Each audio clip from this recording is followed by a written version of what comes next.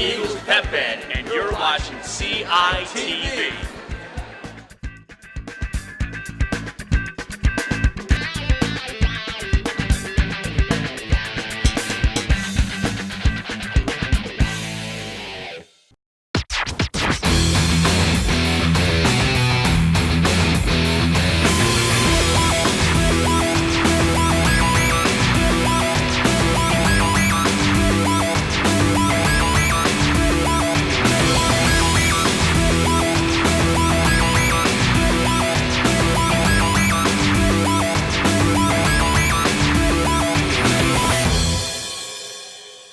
Hello and welcome to another edition of CITV Sports. I'm Scott Samuel David Weiss. It's Monday, January 30th, 2017. We're at Facenda Whitaker Lanes in East Northern Pennsylvania for Suburban 1 League Continental American Boys Bowling action between the North Penn Knights and the Plymouth Whitemarsh Colonials. It's also the first day of the second semester at PW, so it's nice to be off to a clean start. North Penn is 28-8 in Continental American, while the Colonials, after 2 straight seasons qualifying to the regional team tournament, having a down year. But today's lineups for North Penn, starting off will be Zachary Bellsfield, followed by James Carnell. Martin Grace will be in the free hole, followed by Colin Nass, and at anchor will be Tyler Sharp. For Plymouth Whitemarsh, leadoff will be David Serto. Colin McElhenney will be in the 2-hole. Evan Elgart will be third. Zach Mueller will be fourth, and Kieran Malley will be anchor. Leading off now for North Penn is Zachary Bellsfield. And the left lane, lane 39. He knocks down all 9 except 4-2. Bellsfield this season has a 172.5 average in Continental American play. On the right lane, 40 is David Serto. Leaves the 10. In game number 1 this season, North Penn has averaged 905.88 pins and has allowed an average 807.44 per first game.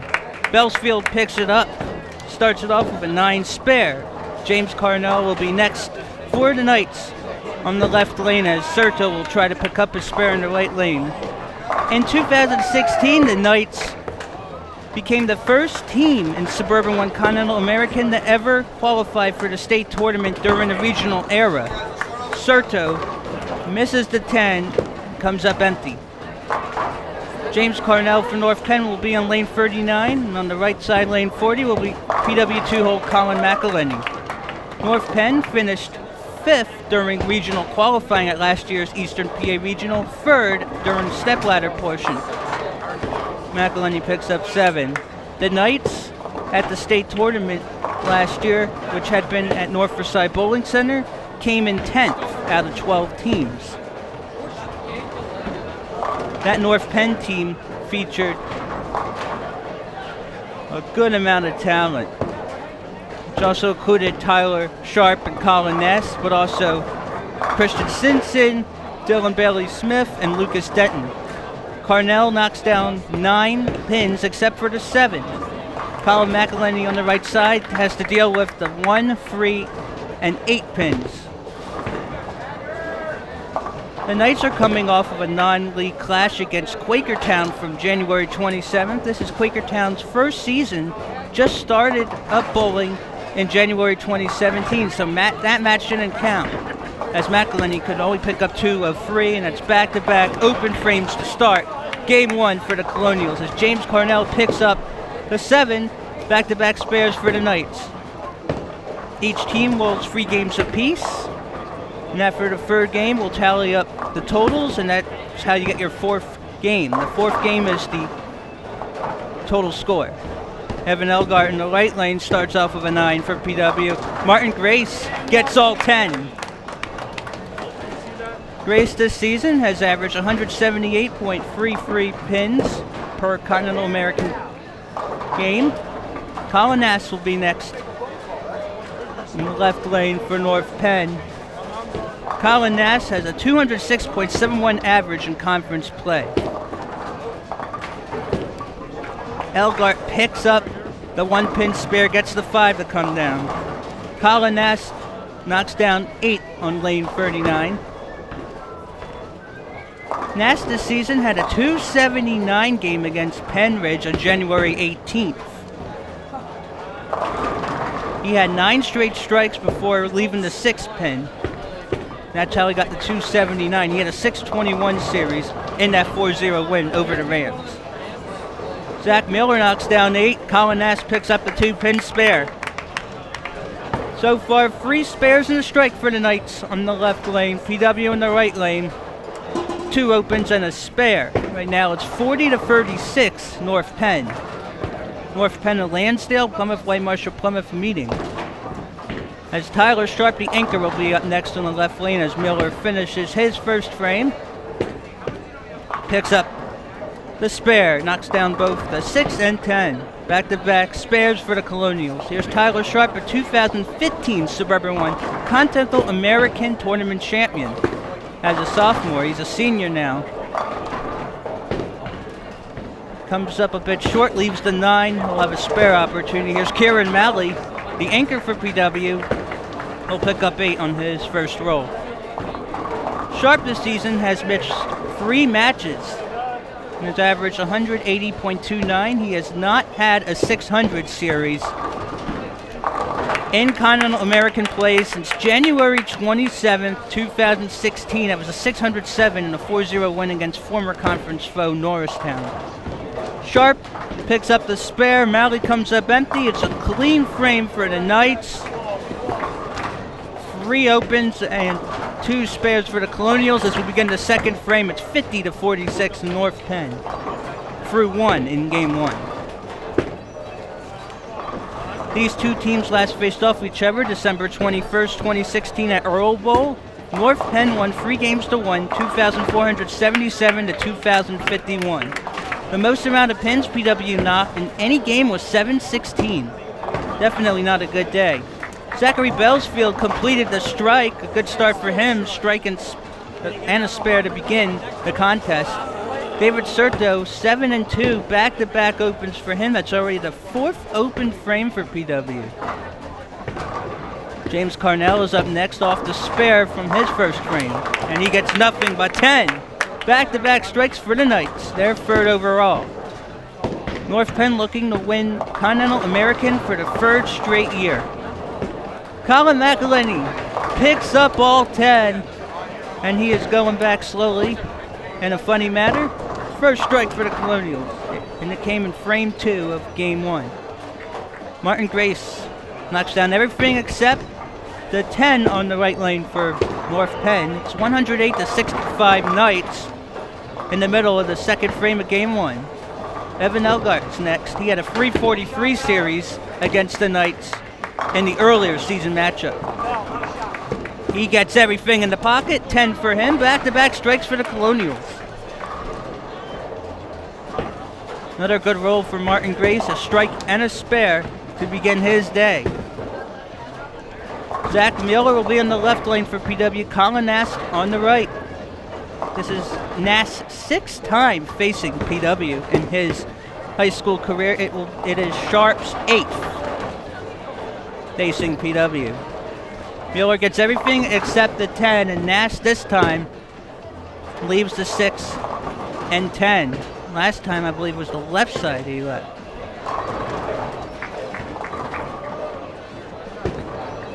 But again, it's 2 pins he has to go for. Zach Miller just needs the 10 for PW. It's the 2nd frame of game 1. It's 126-103 North Penn early on. Miller picks it up, back-to-back spares for him. Nass leaves the 10. That is North Penn's first open frame of the contest. Tyler Sharp will be on the right lane. And on the left is PW anchor Kieran Malley, who had an 8 open his first frame of this game. Tyler Sharp had a 9 spare first time up. This is, again, Sharp's 8th time facing PW. In 6 of the 7 previous matches against the Colonials, he had at least one 200 game.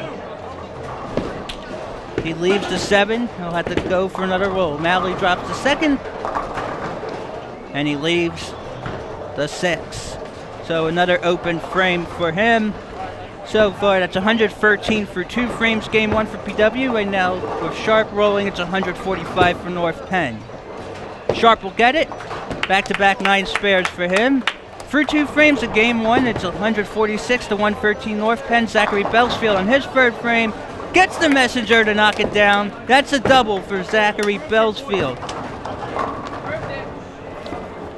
On the right lane now is David Serto for PW. He leaves the 10. Belsfield this season has 5 200 games in conference play. James Carnell now in the left lane, lane 39 for the Knights, as Serto has 1 pin to deal with. Beautiful ball, gets the jersey strike. He has back-to-back strikes. David Serto, again his third straight open.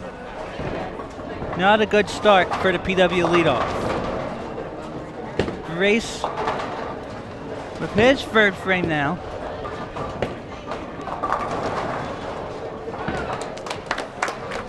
Another good ball for Martin Grace. 3 straight strikes for the Knights in this third frame.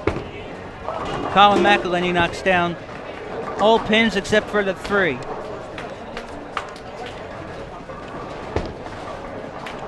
In Nast's previous 5 matches against PW, his highest series, I believe, has been a 596 on January 5th, 2015 here at Facenda, one in which North Penn won 4-0, 3,069 to 2,798. The Knights had 2 games of 1,000 or more, including 1,113. McElhenney comes up empty.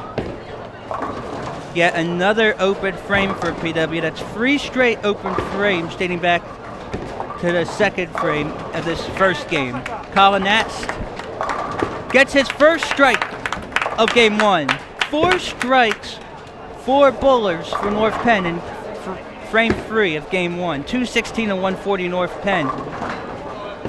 Devin Elgart off a strike, leaves the 4-7.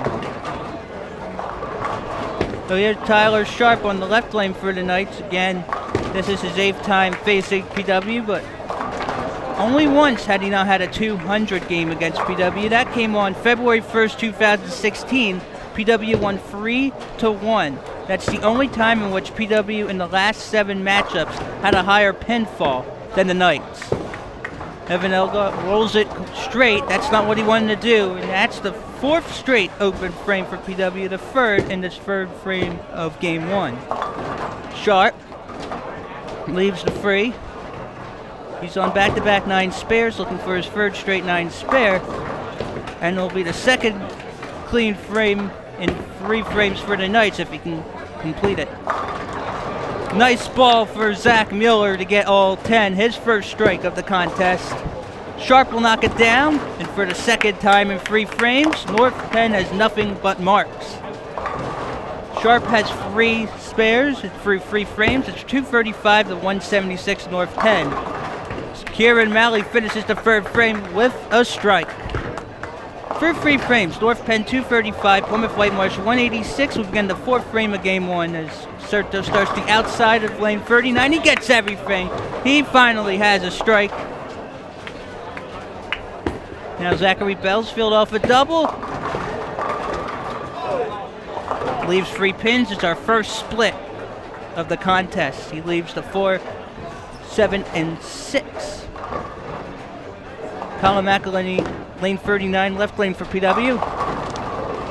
Leaves the 5. 5 pin throughout this season has been very stubborn for PW bowlers. Belsfield goes for the left side, gets only 1 of the 3 pins, and that's his 1st open frame after spare strike. It's only North Penn's 2nd open in game 1. Job well done for McElhenney as he picks up his 2nd mark of game 1. 258 to 206 North Penn as James Carnell will be on the right side for the Knights. PW Freehold Evan Elgart will be for the Colonials. Again, Carnell, 170.4 average per conference game.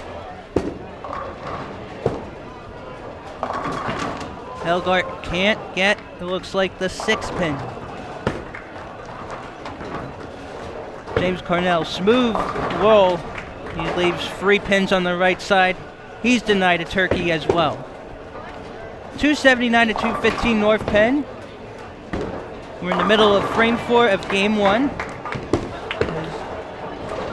Evan Elgart will finish his 4th frame of game 1. Knock down the missing pin that he needed. His 3rd mark in 4 frames for PW's freehold. James Carnell gets 2 of the 3. Back-to-back opens for the Knights to begin frame 4. Just the 3rd open all games so far for North Penn. Zach Miller now has a double. He has 2 strikes and 2 spares. After this match between the Knights and Colonials, each team, I believe, has 2 conference matches remaining. PW still has to face Upper Moreland at Thunderbird Warminster and host Penridge here at Facenda Whittaker. Martin Grace has a split 8 to deal with on the right lane. 6 and 7. PW anchor Keelan Malley off the strike at 7, leaves the 3, 6, and 10. Gray's second ball in frame 4. He's going to get just the 7.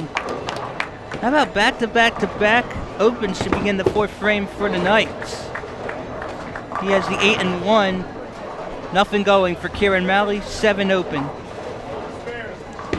PW has 250 through 4 frames. As Colin Nass begins his 4th frame, the Knights have 301. North Penn has won back-to-back conference matches via 4-0. 4-0 at Penridge and 4-0 versus Abington. Nast with a double. He breaks the curse of opens. As Tyler Sharp will be on the right lane for the Knights off 3 straight 9 spares. Sharp isn't sharp at that time either. Begin the 5th frame for Zachary Bellsfield on lane 39 for North Penn. And he gets 9. Bellsfield began the season with a 560 series against Upper Moreland on December 7th, a 4-0 North Penn win. He had a 201, 211, and 148. That was the only match in which he had multiple 200 games so far in conference play. Bellsfield back-to-back opens for him after spare strikes right in the 5th frame. David Serto begins the 5th frame on the right lane, leaves the 10. James Carnell will be in the left lane for the Knights. So when these two teams faced each other on December 21st, 2016, North Penn at 200 games. PW failed to reach the 200 threshold by any bowler. In fact, Zach Mueller had a 97 game. Evan Elgar had 101 and 102. Wasn't a good day for PW at Earl Bowl. Martin Grace is coming up next after Carnell gets his 1st strike in 5 frames in game 1. David Serto, his 4th open in 5 frames in game 1. Martin Grace, his 3rd strike in 5 frames in game 1. Right now, 367 to 268 North Penn. Colin McElhenney has a split. He's got to deal with the 4 and 6. Colin Nest on the left lane for North Penn, looking for the 1st turkey. Nice ball, gobble gobble, turkey for Colin Nast.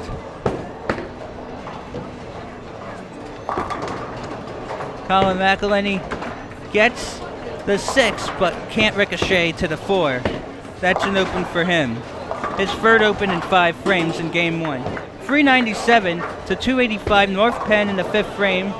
PW has 3 bowlers to go in the 5th frame, while Tyler Sharp will do his job on the left lane, but he's waiting for a few PW bowlers to come up. Here's Evan Elgart. Earlier in the season, Plymouth Whitemarsh head coach Jeff Blizzard couldn't find the true identity or the Colonials and flipped through quite a few free holes, which included Chris Diorio, Frankie Ashton, and Alex Mansfield. But Elgart has been in this position now for some time, the free hole.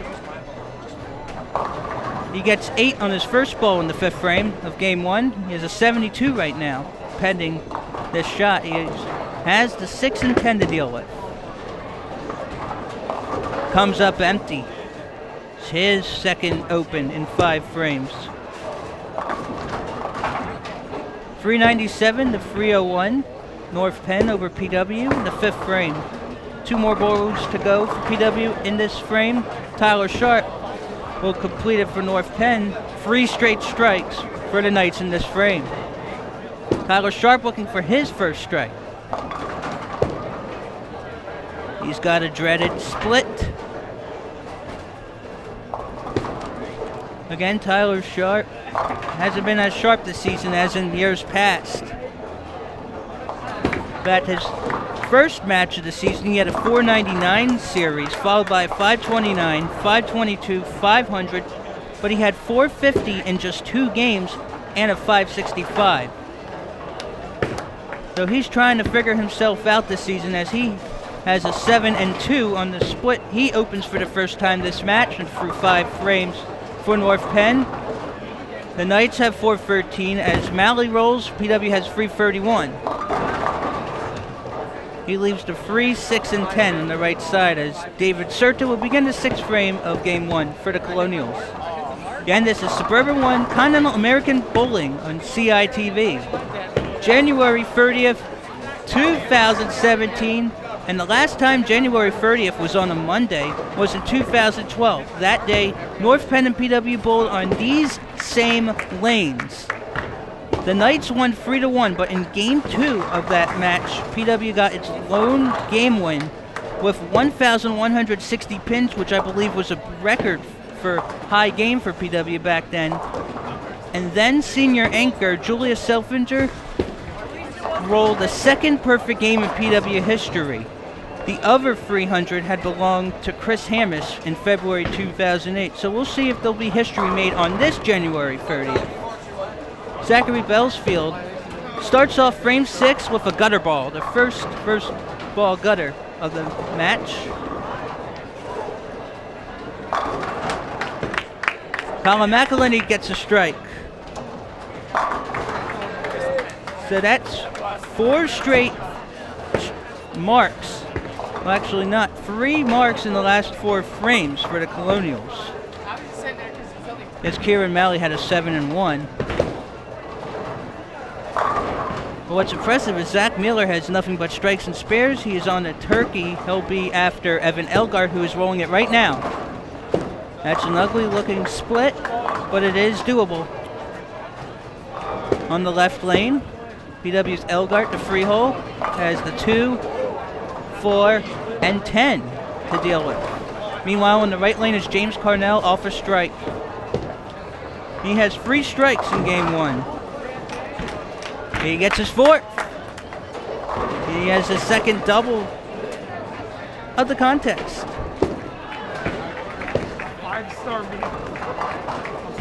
Elgart can't pick up the spare. He leaves the 10. Zach Bellsfield did a good job of picking up the pieces as he had a first ball gutter and got all 10 on the second ball, followed by Carnell's strike. Now here's Martin Grace on the right lane for the Knights. Right down the pocket. Another strike for Martin Grace. His 4th in 6 frames in game 1. Zach Miller off a turkey, knocks down just 7. He has 120 right now through 6. It's 463 to 389 North Penn as Colin Ness begins his 6th frame of game 1.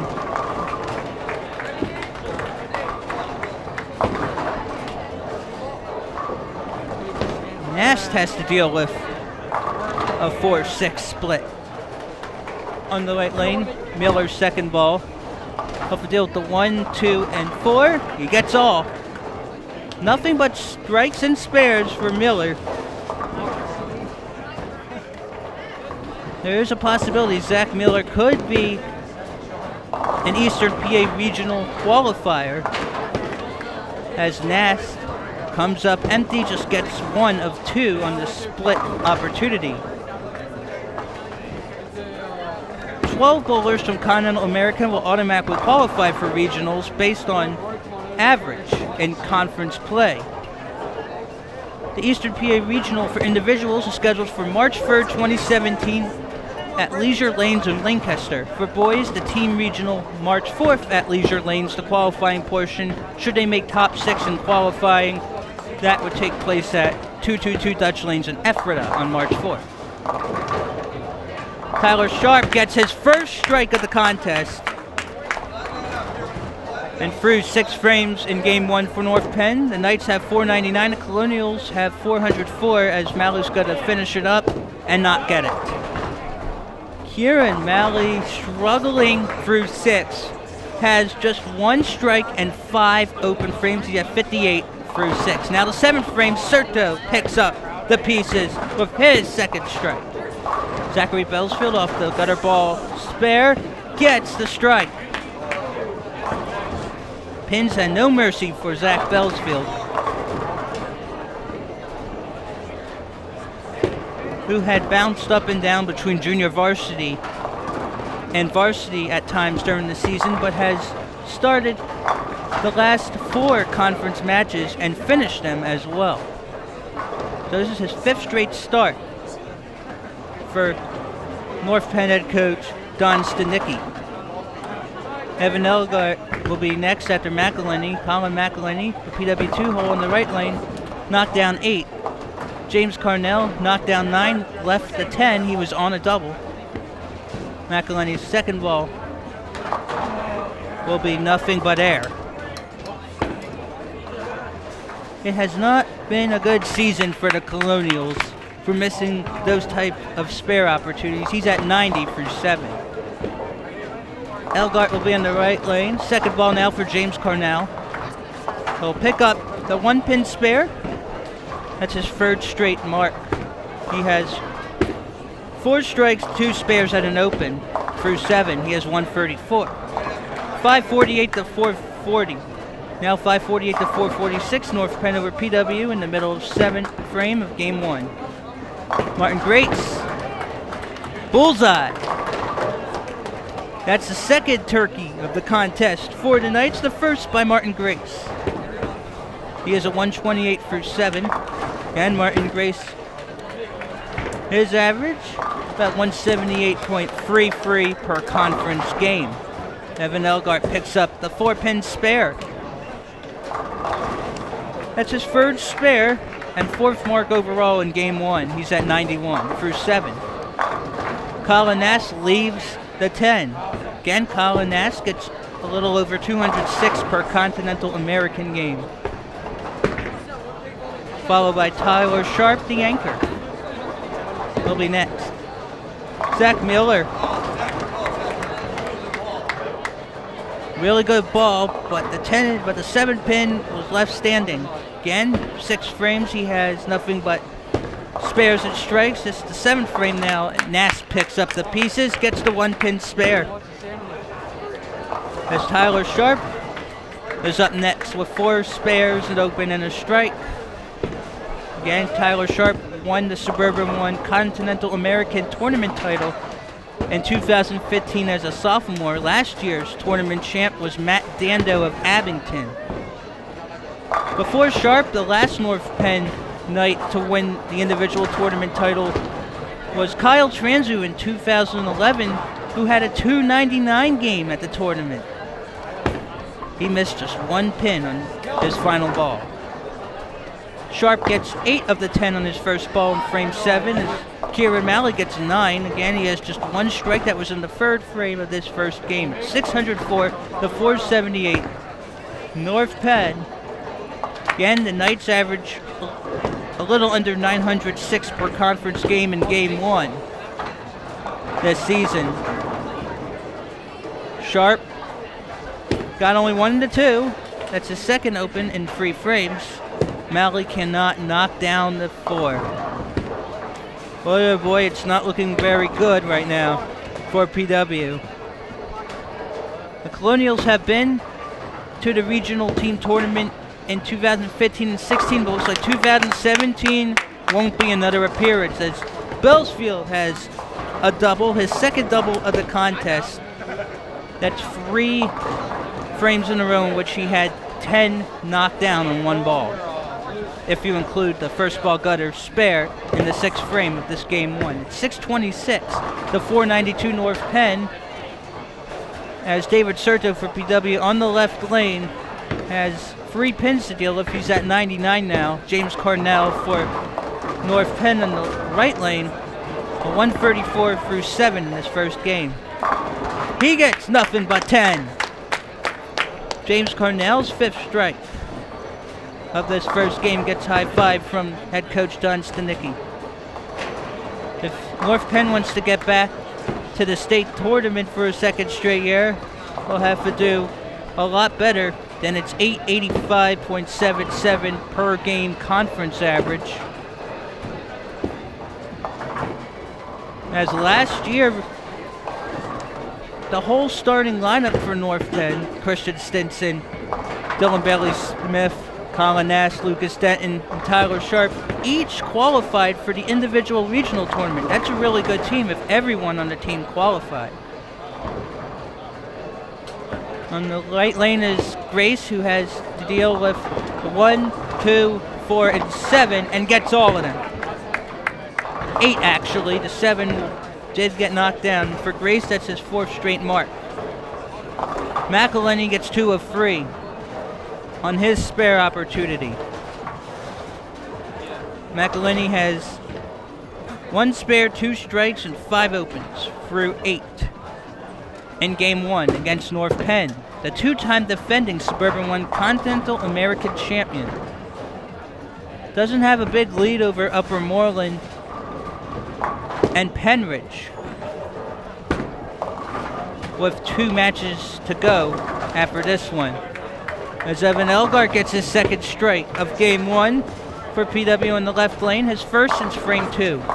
Colin Nass can't follow suit. He leaves the 5 pin, gets a 9. Actually, it was the 9. Zach Miller, 7 frames, 7 marks, 4 spares, and 3 strikes. He's going to keep the groove going. No, he won't. That 7 was stubborn for him. He'll leave the 7 pin, but in a good position to pick it up. 690 to 545. North Penn over PW in the middle of the 8th frame of Game 1. When these teams faced off each other in the first series this year, PW had 623, 716, and 712, while the Knights had 943, 826, and 708. Lane conditions must have been not that good that day at Earlball. Zach Mueller, his 8th straight mark to begin Game 1, and Colin Nast picked up the 1 pin spare as well. So now the battle of the anchors. On the right lane for the Knights is Tyler Sharp, and on the left is Kieran Malley for PW. Here's Sharp, just 1 strike so far. Make it 2! Trying to find his identity this season in a year that hasn't been typical Tyler Sharp-like. Kieran Malley, for the 3rd straight frame, gets a 9 on his first ball. Then we'll have frames 9 and 10 to deal with in the first game. Again, each game consists of 10 frames. When you get to the 10th frame, you can have up to 3 balls per bowler. Malley gets his first mark since a strike in frame 3. That's 556 through 8 for PW. Serto leaves the 5 on his first ball in the 9th. With the strike by Sharp. Now Bellsfield, who is off the double, gets 8.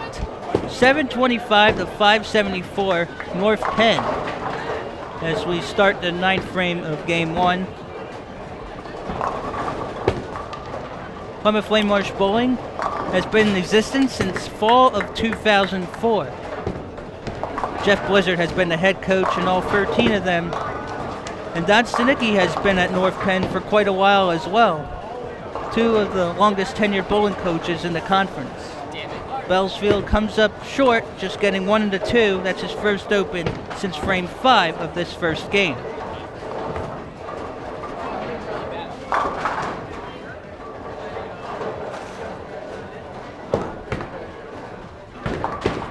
Colin McElhenney leaves the 1 in the free pin. James Carnell off a strike. He has 3 strikes in his last 4 frames, but he has to deal with the 6-10-7 split.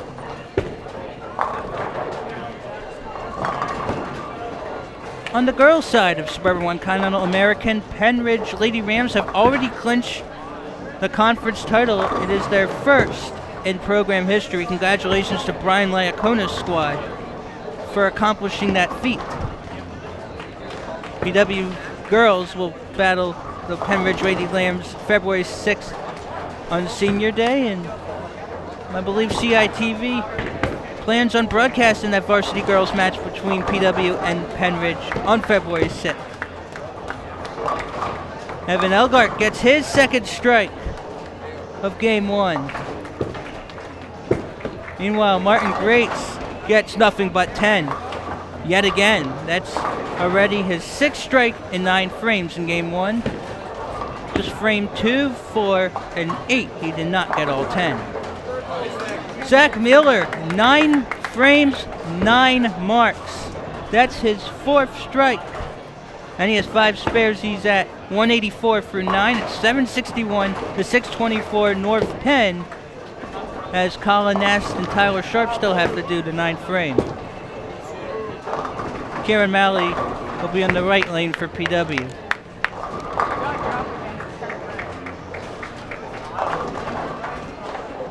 Colin Nash leaves the 7.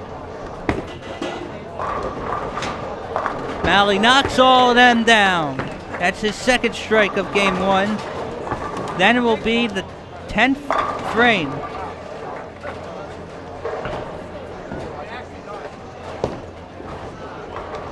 While Tyler Sharp had missed time this year, Colin Nest had acted as anchor for a few matches. And he could be in the future. 3rd straight 9 spare for Nest. As Zach Bellsfield for North Penn will be in the right lane for his 10th frame, and lane 39 in the left for North Penn will be Tyler Sharp.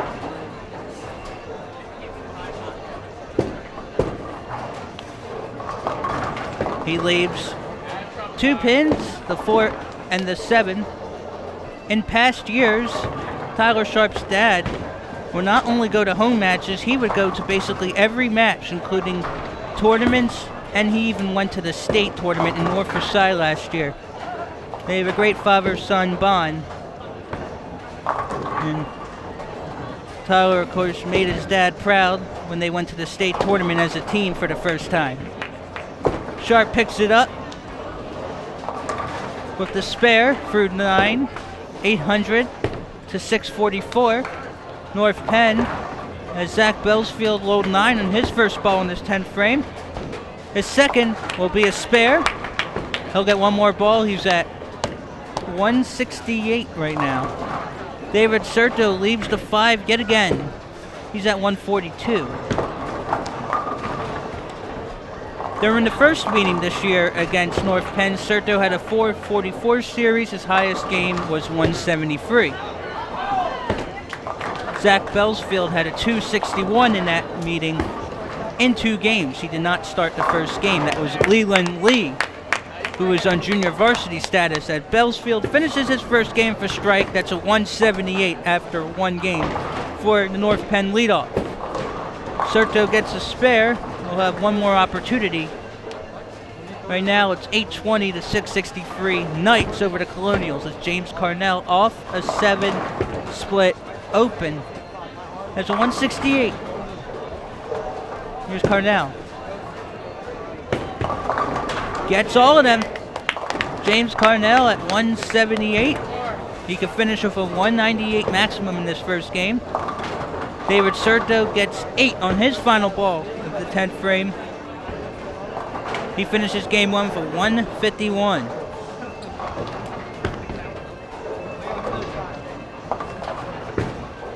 Now, North Penn also had a non-league clash with Norristown on January 23rd, but lost to the visiting Eagles 3-1. Martin Grace had a 592 series, while Dylan Kopstick had a 654 for the Pioneer Athletic Conference Norristown Eagles. PW had defeated Norristown in one of the meetings against the Eagles earlier in the season, which was on CITV 3-1, but it doesn't count for regional status since it was non-conference. McElhenney got 9 in the 10 pins there. Carnell on it, strike 9 and trying to finish off with a spare, which he will.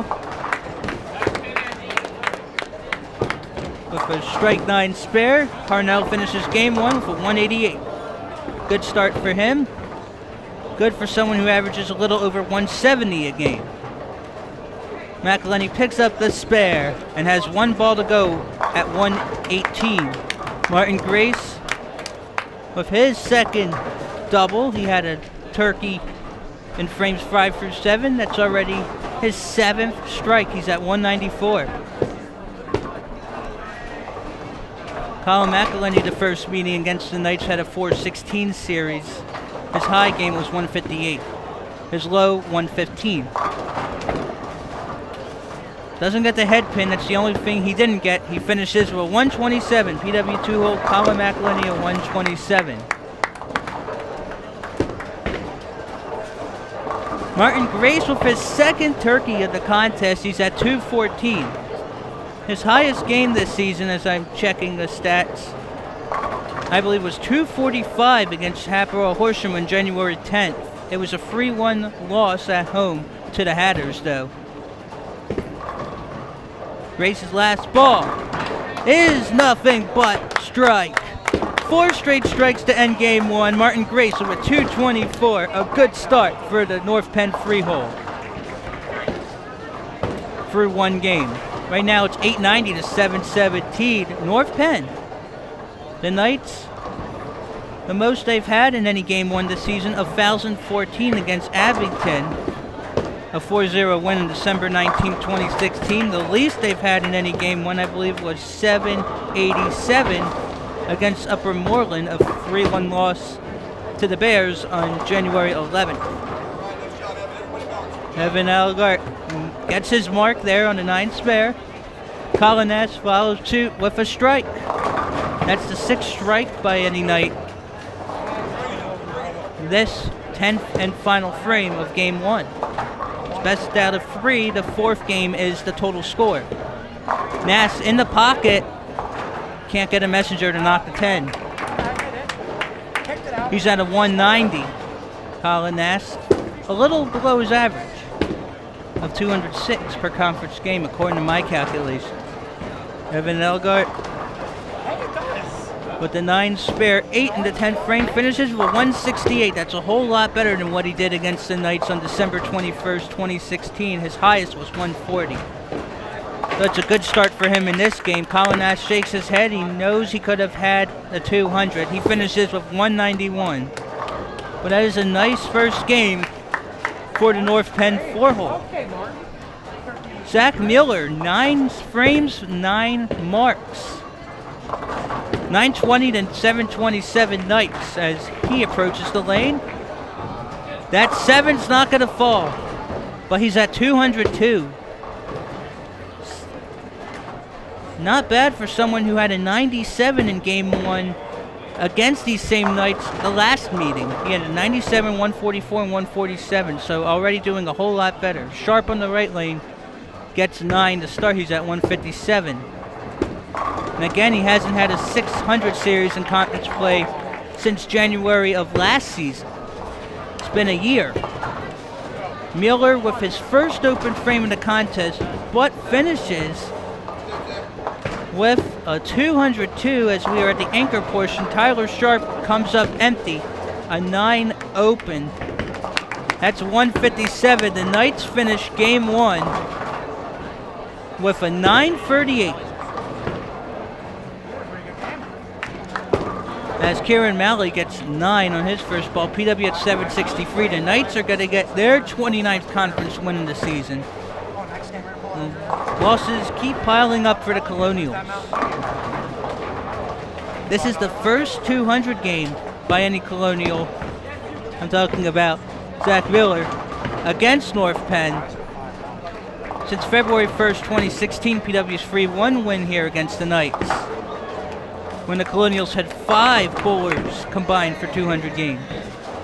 Well, 5 200 games, not necessarily 5 bowlers.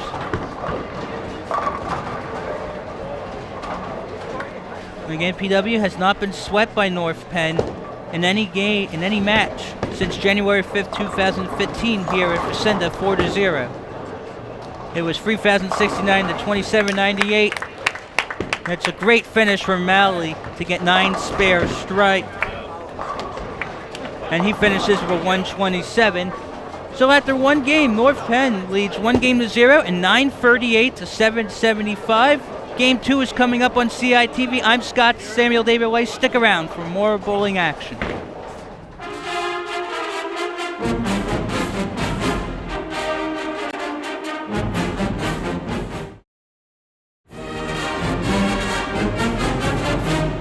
Welcome back to Suburban 1 Continental American Boys Bowling action on CITV. Once again, this is 2011 Plymouth Whitemarsh alumnus Scott Samuel David Weiss. After one game, North Penn leads PW 1-0 and 938 to 775 on pinfall. And we're about to begin game 2. On the right lane, lane 40, will be Zachary Bellsfield for the Knights, and on the left lane, 39 for PW will be Serto. Here's Bellsfield. He starts game 2 with a 4-7-10 split. He had a 151 in game 1. Bellsfield's best series is 574, the 4-0 win against Penn Ridge on January 18th, and included a 244 game. Serto also has a 7 split. Bellsfield picks up the 2 pins on the left side. He comes up empty. In the first game, North Penn had 26 strikes. The Colonials knocked down all 10 on the first ball 14 times.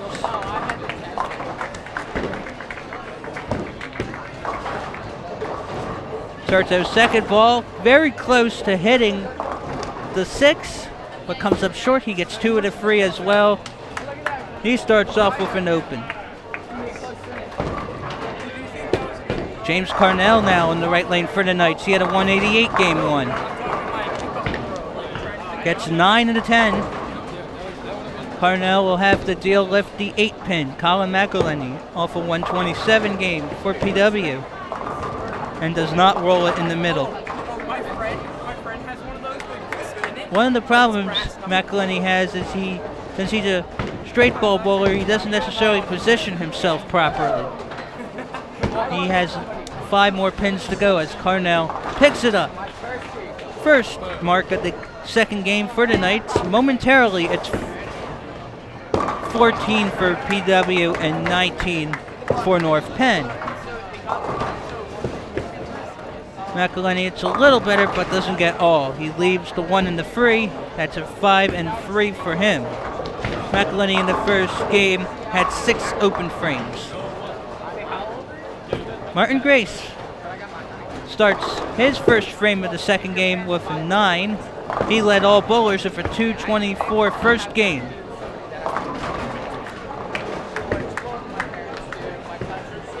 Martin Grace had one match in which he had nothing below 200 each game, and that was a 3-1 win against Penn Ridge on December 12th. 214, 212, and 201, but that's not going to help with a 9 open for Martin Grace. But Evan Elgart responded with a strike, PW's first strike of the second game. It's momentarily 28 to 27 North Penn as we get to the 4 hole. Colin Nast can't find his groove, gets 6. Zach Miller, who didn't have an open until the 10th frame in last game, starts it off with 7. entering this season, I believe just Zach Miller and David Serto had varsity experience, had one match last year. It was a non-conference match against Council Rock South at Brunswick Zone XL in Feasterville.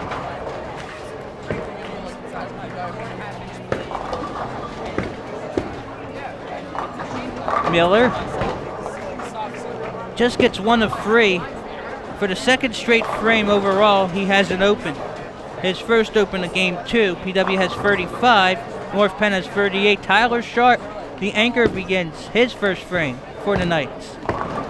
It's in the pocket, but not everything will fall. He leaves free the pins. Kieran Malley drops it. He'll leave a pin. Kieran Malley had a 127 in the first game, and he would like to forget about it.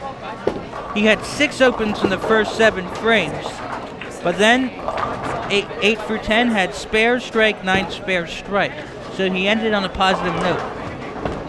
Tyler Sharp dealing with the 2, 4, and 5. He'll get all of them. Good start for Tyler Sharp. That's 48 for North Penn and 44 for PW pending this roll, and that's nothing but air for Kieran Malley. So through 1 frame of game 2, 48 to 44 North Penn. North Penn has a 1-0 lead in the match. Boy, PW probably wishes current junior Jake Newell would be on the team right now. But fortunately, Newell is not on the team. He had been to the regional tournament as an individual the last 2 years as Zach Bellsfield knocks everything down. But Serto can't do likewise. His second straight split opportunity. But it may be not as difficult as others. He has to deal with the 3 and the 10. On the left lane will be North Penn's James Carnell. And he gets everything. Spare and strike for him to begin this second game. Serto gets nothing. He was going for the edge of the pen, but just came up short. So back-to-back split opens for David Serto, PW's leadoff. Martin Grace off a 9 open to begin his second frame of game 2. Oh boy, that's a split conversion for him now. Colin McElhenney goes near the gutter. He gets, I believe, 6 pins.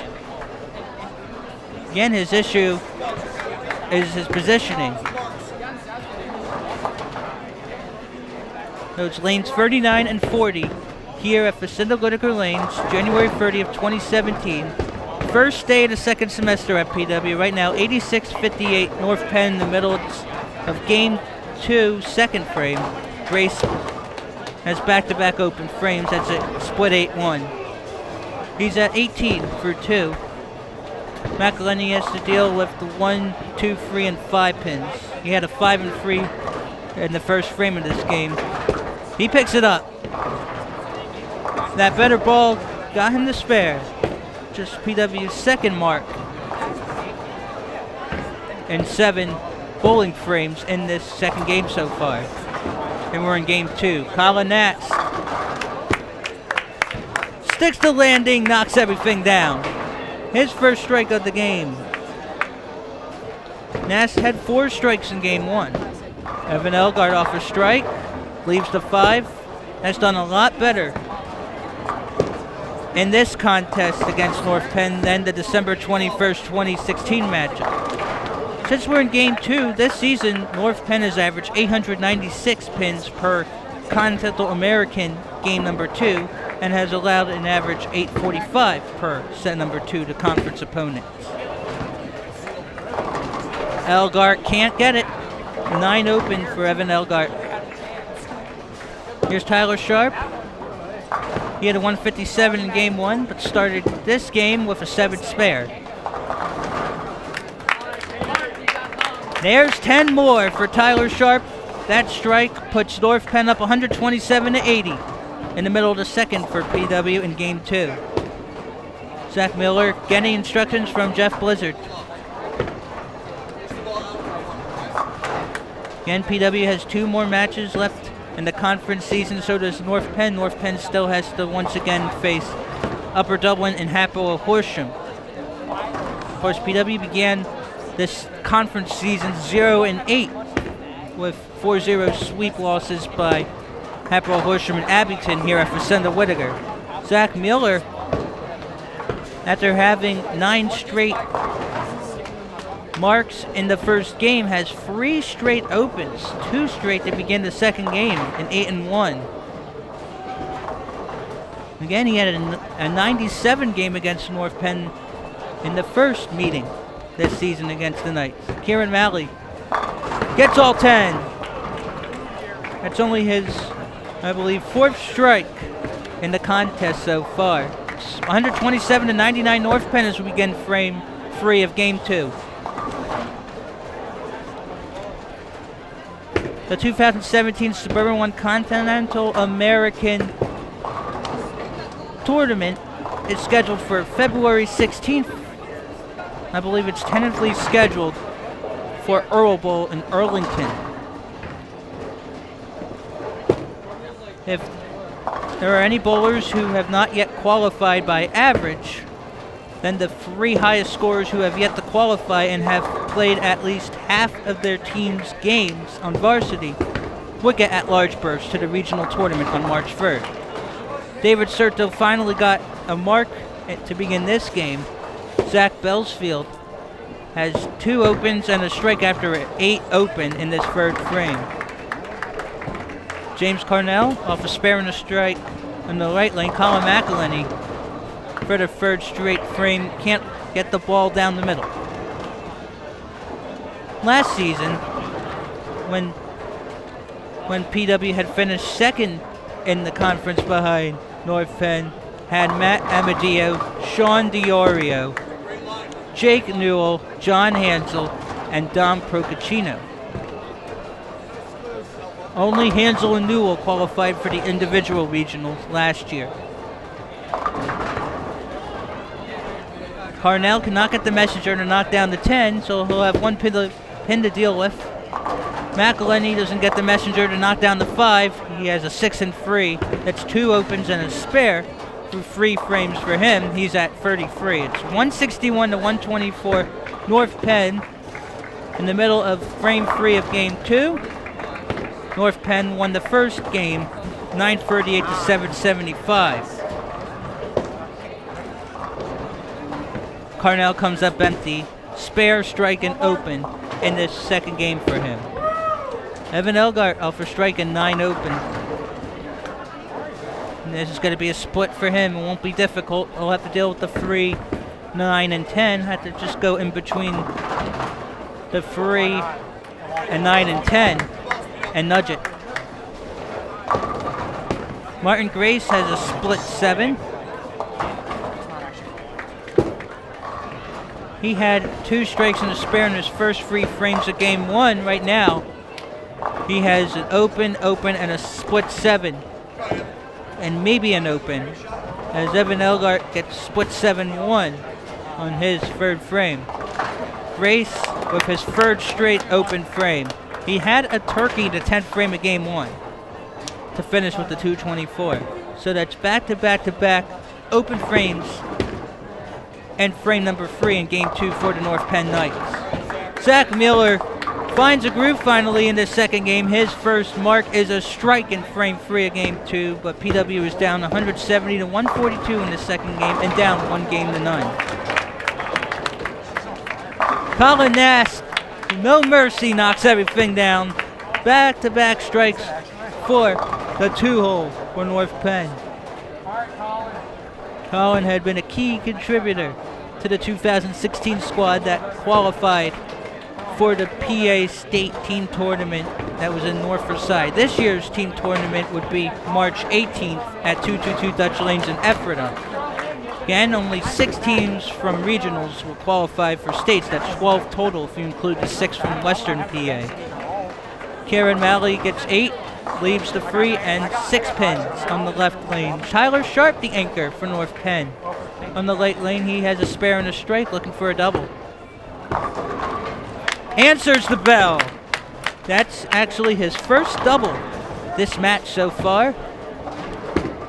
210 to 158 pending this ball. Malley knocks them down. Right spare and open for him in the second game. He's at 39 through 3. Through 3 frames of game 2. North Penn 210, PW 162. Again, I'm Scott Samuel David Weiss. Suburban 1 Continental American Boys Bowling action. January 30th, 2017. David Serta begins the 4th frame with a strike. Back-to-back marks for him. Zach Belsfield had a strike in the 2nd frame of this game, but can't buy that one. Again, Belsfield, 172.5 average in conference play entering this match. Colin McElhenney finally gets it down the middle. Looks like he has a split. And Belsfield had too much spin, lands it into the gutter. A 9 open. That's 3 opens and 4 frames for Zach Belsfield. He is frustrated. 44 through 4 in this game. Right now it looks like he's giving the Pat Summit or Dave Hackstall stare to the pins. He is not pleased. Colin McElhenney, second ball. Can't get the 9, so it's just 1 pin split, 8 open for McElhenney in the 4th frame. James Carnell gets everything except for the 6 and 10 pins. He has a spare strike and open entering this 4th frame. 227 to 191 North Penn over PW as Evan Elgar in the second game gets ready for his 4th frame. And the light rain leaves the 4 pin. Has done a lot better since he started on varsity early in the season.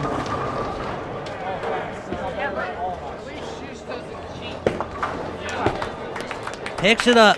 James Carnell. 3 marks in 4 frames in the second game. Gets a pat on the bat from Don Stanicki, his head coach. Elgar's second ball is going to be good. Evan Elgar, his second mark in 4 frames of game 2. He had a 168 his first game. It's 229 to 201 in the middle of frame 4 of game 2. Martin Grace looking for his first strike of this game. He'll get it. Martin Grace, who had a 224 his first game with 9 strikes, gets his first strike in the second game. It comes in frame 4. Zach Miller can't get a double. He has finally found the place to hit, but the pin won't respond. It's his dreaded 7 pin. Colin Nash off a double. He'll leave 2 pins. Looks like he'll leave the 2 and the 8. And then Colin Nash, according to my calculations, a 206.71 average in conference play. Non-league matches do not count toward regional qualifying. Zach Miller, after back-to-back opens to begin the game, has back-to-back marks with that spare. Colin Nash picks up the pieces there. He has 2 spares and 2 strikes through 4 flames in this second game. He has a 78. Kieran Malley knocks down 7 in the 4th frame. It's 267 to 235 North Penn as the Knights' Tyler Sharp, the anchor, on 2 straight strikes after starting with a spare. Looking for the turkey. He had it right down the gut, and since it didn't hit the pocket properly, he has a 3-pin split opportunity. Malley can get only 1 of the 3 pins. His second open in 4 frames of the second game. PW's at 236. North Penn has 288 as Sharp deals with his split conversion.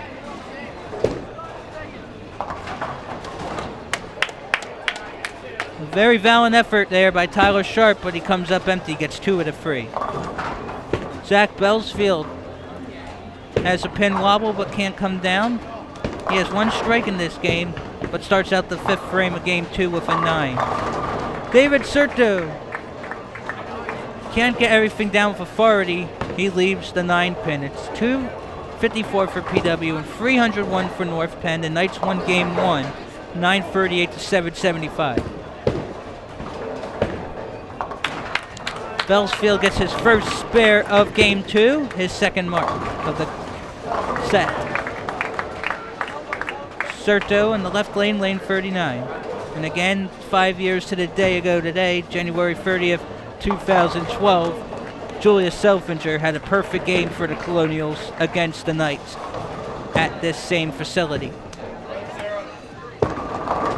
David Serto doing a secret handshake with Zach Miller after his third straight mark in this game. It's 302 to 256 North Penn over PW. James Carnell will be on the right lane for the Knights. Colin McElhenney, the 2-hole for PW, will be in the left on lane 39. Beautiful ball. That's all 10 for James Carnell. His second strike and fourth mark in 5 frames in game 2. McElhenney gets 8. Again, had trouble rolling down the middle in this match. He leaves the 2 and the 5 pins. He's at 37 pending this. Actually 50 pending this ball. Martin Grace, who was at 37, is on back-to-back strikes. He's at 57 through 5, 342 to 264 North Penn pending this ball. McElhenney completely loses control and rolls it in the left gutter. 8 open for Colin McElhenney. He has just a spare in frame 2 and the rest are opens. Colin Nass has another split. That's a second split opportunity in this second game for the Knights. Actually, it's his first.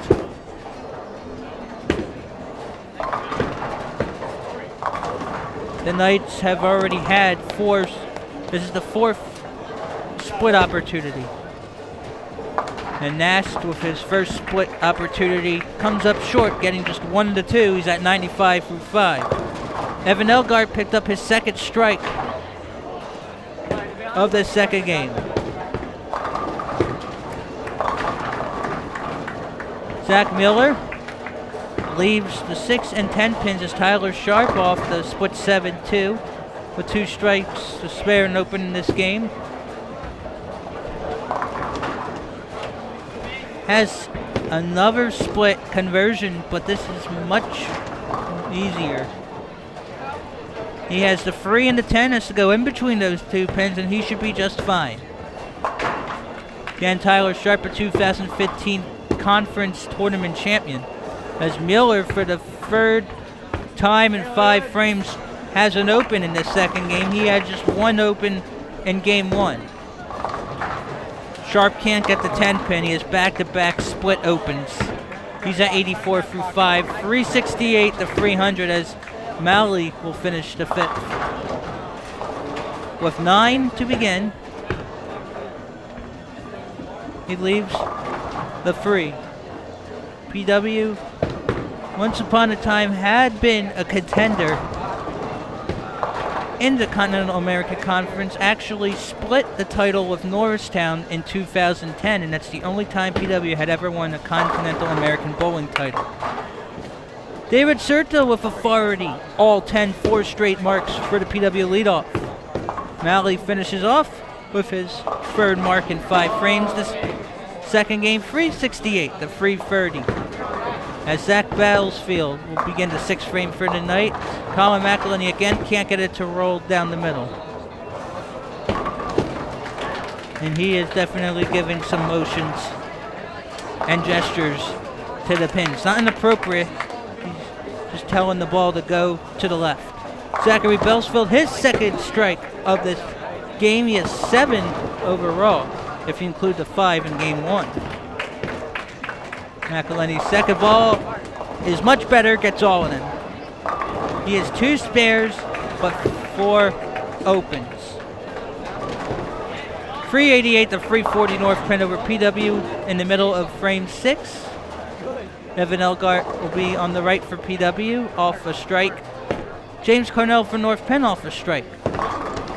In the left lane for the Knights, who are now 29 and 8 in conference play. Elgart gets 9. Elgart again in the 168 the last game. Carnell had a 188. And again, you are allowed to substitute bowlers during a game and after a game. But these are the same 5 bowlers for each team from game 1. And James Cornell proves himself worthy with his second straight strike of the game. His third strike in this second game. Evan Elgart picks it up, his third straight mark, and his 4th in this second game. Colin Nast in the left lane leaves the 10. Now that's not Nast, he's next. That's Martin Grace. Colin Nast is on deck. Martin Grace was looking to get his first turkey of this second game. Zach Miller for second strike. For PW, the second game.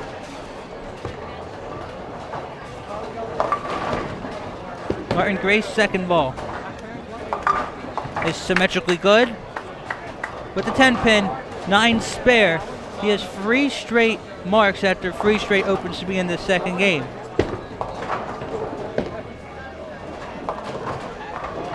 Colin Nash now for his 6th frame of game 2. Leaves 3 pins on the right side and the left lane. He is rushing the ball.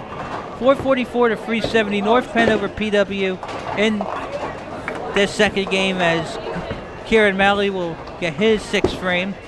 PW's anchor. Fortunate enough that's not a split. He leaves the 6 and 10.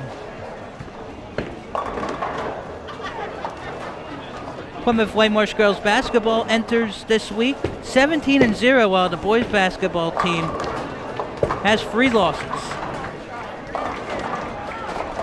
Playoffs are coming very soon for District 1 6A for basketball. Colin Nash gets none of those 3 pins. He's at 102 through 6.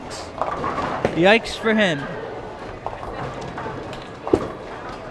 Kieran Malley's second ball is a lot better. He'll get both. That's his 4th mark and 6 frames in this second game as Tyler Sharp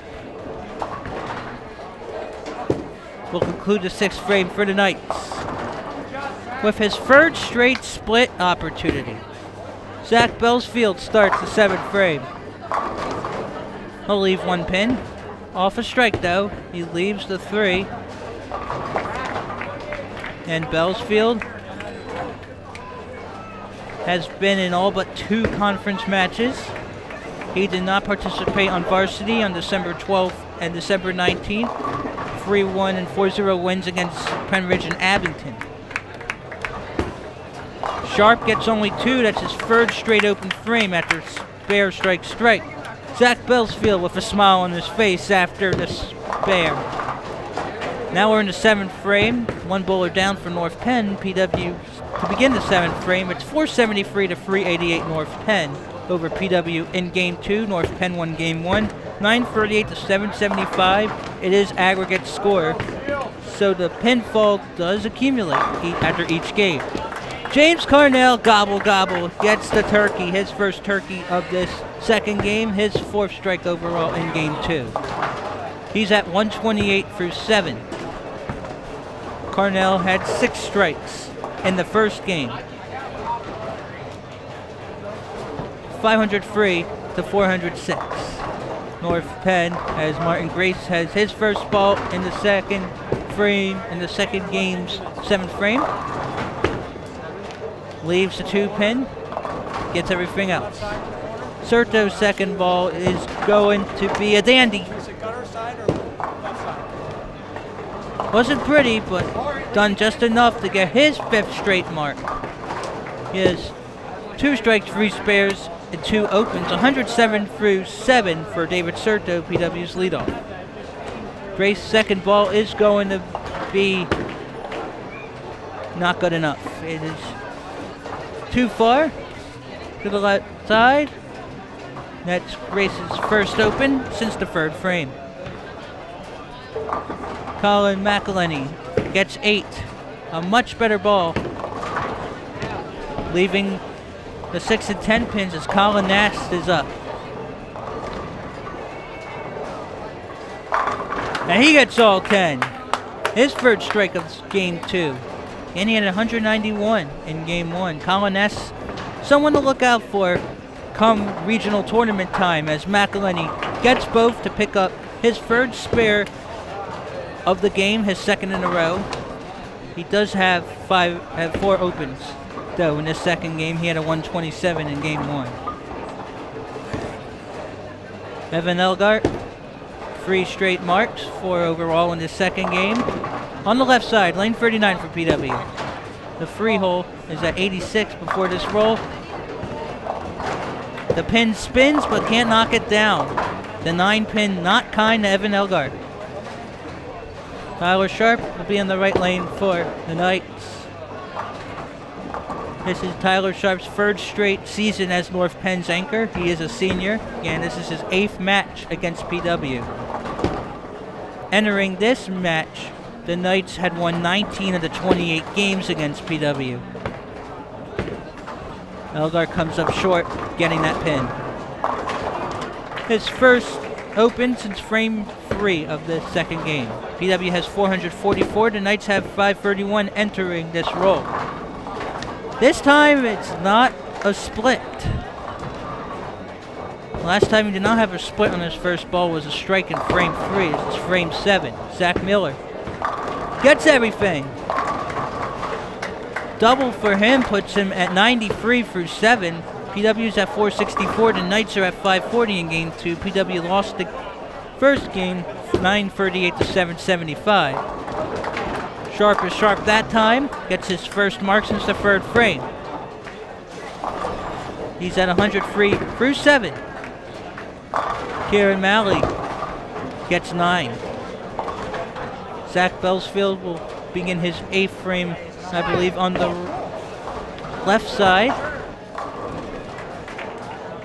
David Serta will begin frame 8 on the right, frame lane 40 for the Colonials.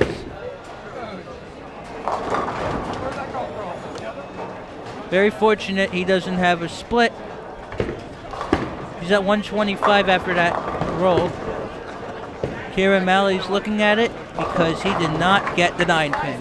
A 9 open, his first open since the 4th frame. He had spares in the 5th and 6th frames of this second game. Now it's 541 to 500. North Penn as the 8th frame begins for Zachary Belsfield.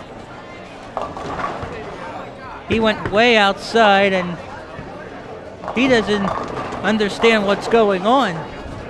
But he was a little bit outside on that ball. As Serto picks up his 6th straight spare. He says something to Belsfield. Hopefully it wasn't something negative. And hopefully that didn't derail his thinking, as he had a split open, gets just 2 of the 3 pins remaining. He had 3 straight marks, 2 spares at a strike.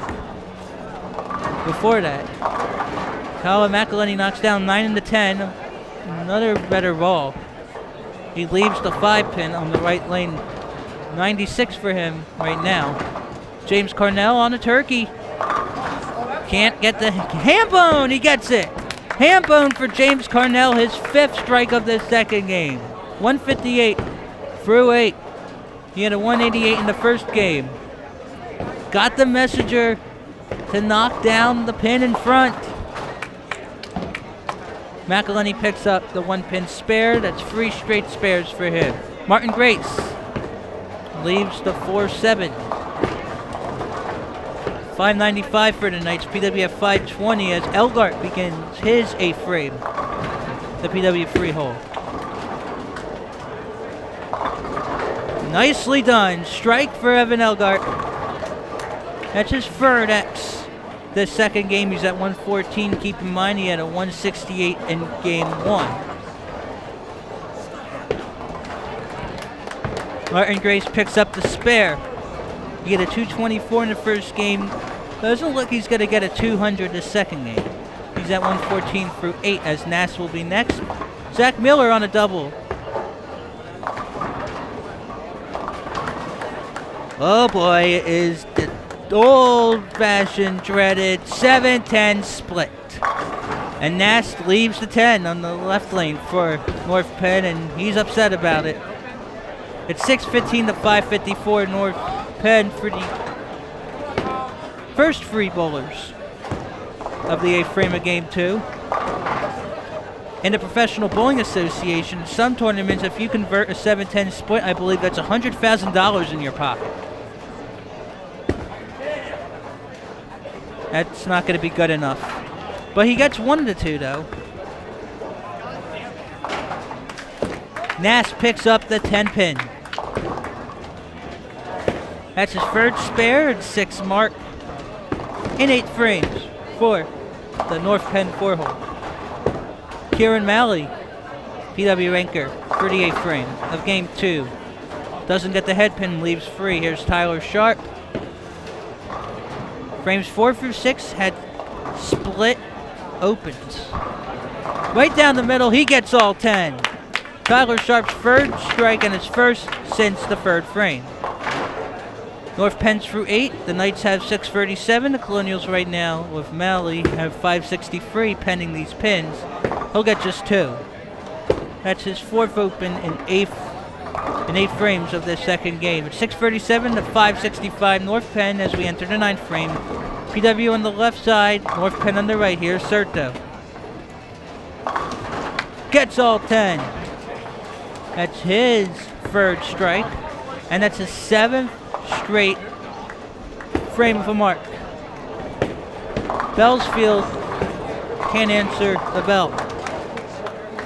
That's his 2nd straight split opportunity and his 3rd split in this second game.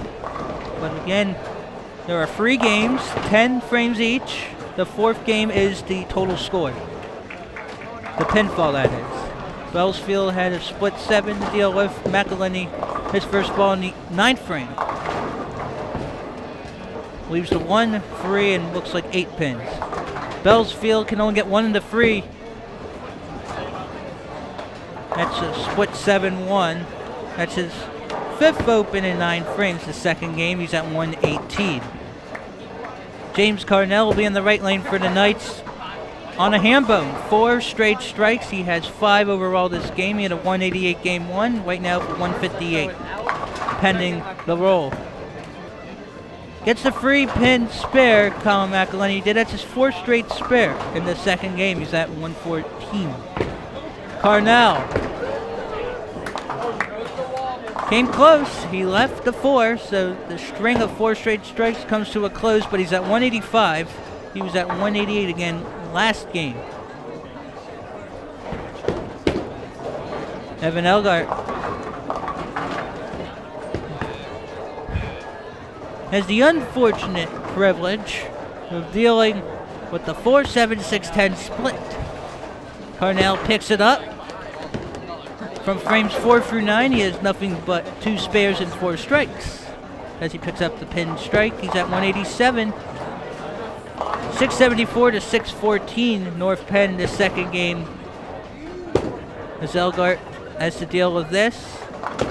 Gets the left side 2 pins. But for Elgart, that's his 4th open this second game. Martin Grace, 114, entering this 9th frame roll. He had a 224 in the first game. Gets all 10. Good pickup for him. That's his 3rd strike. He has 2 spares and 4 opens in this game. Zach Miller leaves the 7. He had a 202 first game, now at a 128 again. Miller had a 388 against North Penn at Earl Bowl on December 21st, 2016, the 3-1 North Penn win. PW won the final game of that match, 712 to 708. Everyone must have been running out of steam. Again, North Penn gets about 896 per conference game in game number 2s this season. They're at 694 right now, the Knights are. Nass gets all 10. That's his 4th strike this second game. He's at 152 through 9. Zach Miller picks up the spare. He's at 129 through 9. 714 to 628 as we go to our anchors. Here for Fessenda Whitaker lanes on 39 and 40. Here's Kieran Malley. He leaves the 4 pin. He's at a 123 before the shot. Tyler Sharp off a strike, leaves the 10 pin. Again, Tyler Sharp has not had a 600 game since January 27, 2016 against Norristown. That was when Norristown was a member of this conference before moving to the Pioneer Athletic Conference for all sports. Malley's second ball is in the right gutter. Through 9 frames, PW's at 637, North Penn has 732 as Sharp finishes it up. And he'll come up short. That's his 4th open. In this second game, he's at 141. He had a 157 the first game. Zach Bellsfield starts the 10th frame for the Knights. He'll leave 1 pin. He'll push the ball in disgust in the ball rack. He's at 127. Serto gets 8. He leaves the 4 and 7 pins. He's at 162, which is higher than his first game of 151. Bellsfield's going to get it that time. He's at 128. He had a 178 first game, but he's very angry that his score isn't as high. Second ball is nothing for Serto, and that ends a string of 7 straight marks. He finishes with 162.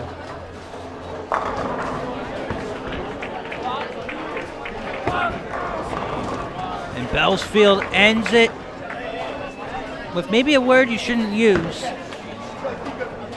with his second first ball gutter of the match. A 128. I think Don Stanicki may go after him and have a chat with him.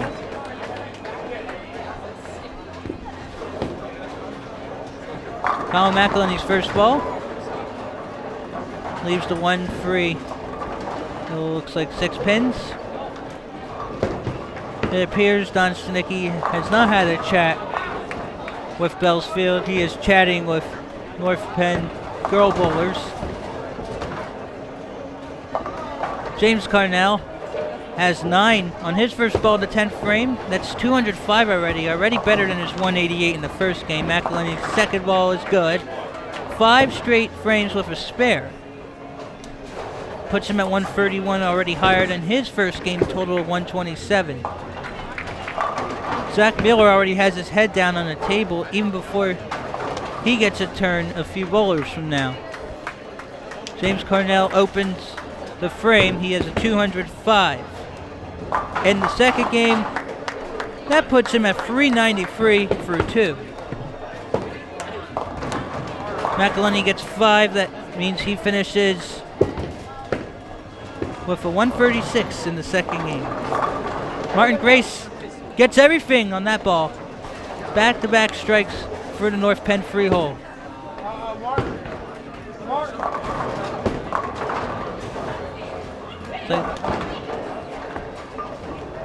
Evan Elgart now in the right lane. Lane 40 for the Colonials. He had a 168 his first game at 130 right now. It's 780 to 675 North Penn. Gets everything. Evan Elgart with his 4th strike this game.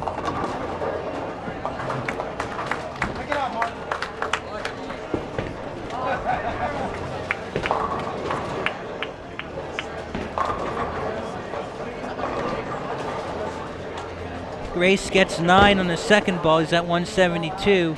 Elgart on the strike. It's 798 to 685 North Penn. PW has struggled getting above 800 this season. Elgart frozen in the gutter. PW's first ball gutter of the match, and it comes in frame 10 of game 2. Teammates having fun with it, trying to encourage him to do better. Martin Grace finishes with an X9 spare.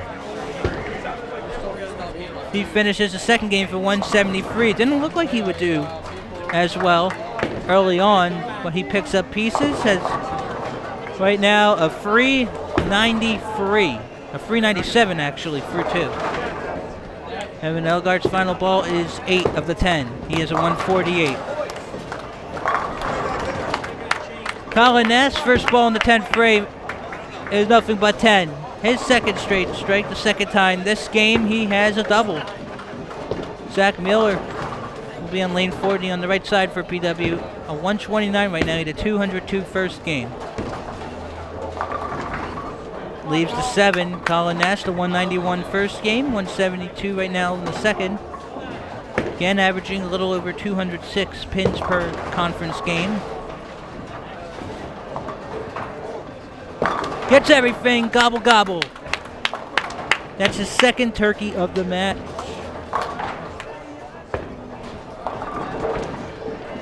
He's at 192. 839 to 711. North Penn as Miller gets his second roll in the 10th frame. Hangs on. His spare gives him 148. Right now he's at 350 for 2, pending the final roll for him. Nast gets 7 and finishes with a 199 game 2. He just wanted one more pin to get to 200. Miller leaves the 7 again. He'll finish with a 155.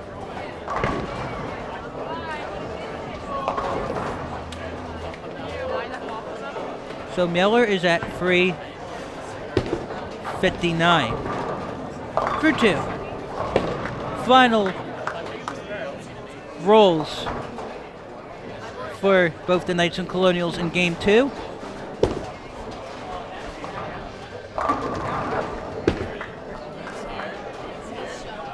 Tyler Sharp, the anchor for North Penn, will be on the left side. Kieran Malley, PW's anchor, will be on the right. Here's Sharp.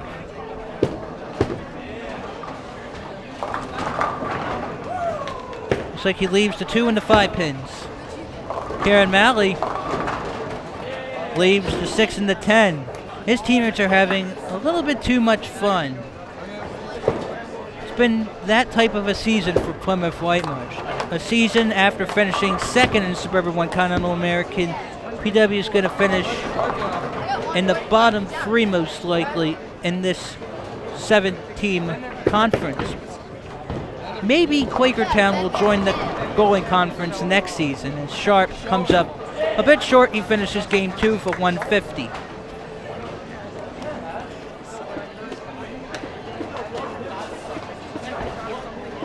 Also coming up empty was Malley, who had a 126. So North Penn won game 2, 855 to 729. The Knights are up 2 games to 0. I'm Scott Joe David Weiss.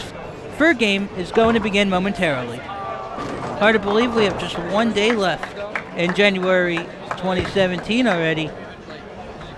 It's also a busy week for CITV Sports. We have this bowling match for you. And our next scheduled broadcast is planned to take place on Wednesday, February 1st, 2017. It'll be wrestling between Cheltenham and Plymouth Whitemarsh at CES Gym. I believe it will be PW's senior night.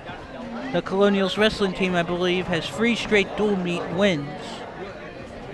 Meanwhile, after that broadcast, we plan on bringing you boys basketball, Plymouth Whitemarsh versus Quakertown, February 3rd. That senior night for Coach Jim D'Onofrio's squad, which is coming off of a disappointing 70-64 loss to Trinity of Camp Hill in Camp Hill, Pennsylvania on January 28th. That loss means Jim D'Onofrio is going to have to wait a little longer to get his 400th career victory, because I believe he has 397 now, and with 3 games left in the regular season, he could get it possibly at Upper Moreland, which would be Upper Moreland Boys Senior Day on February 7th.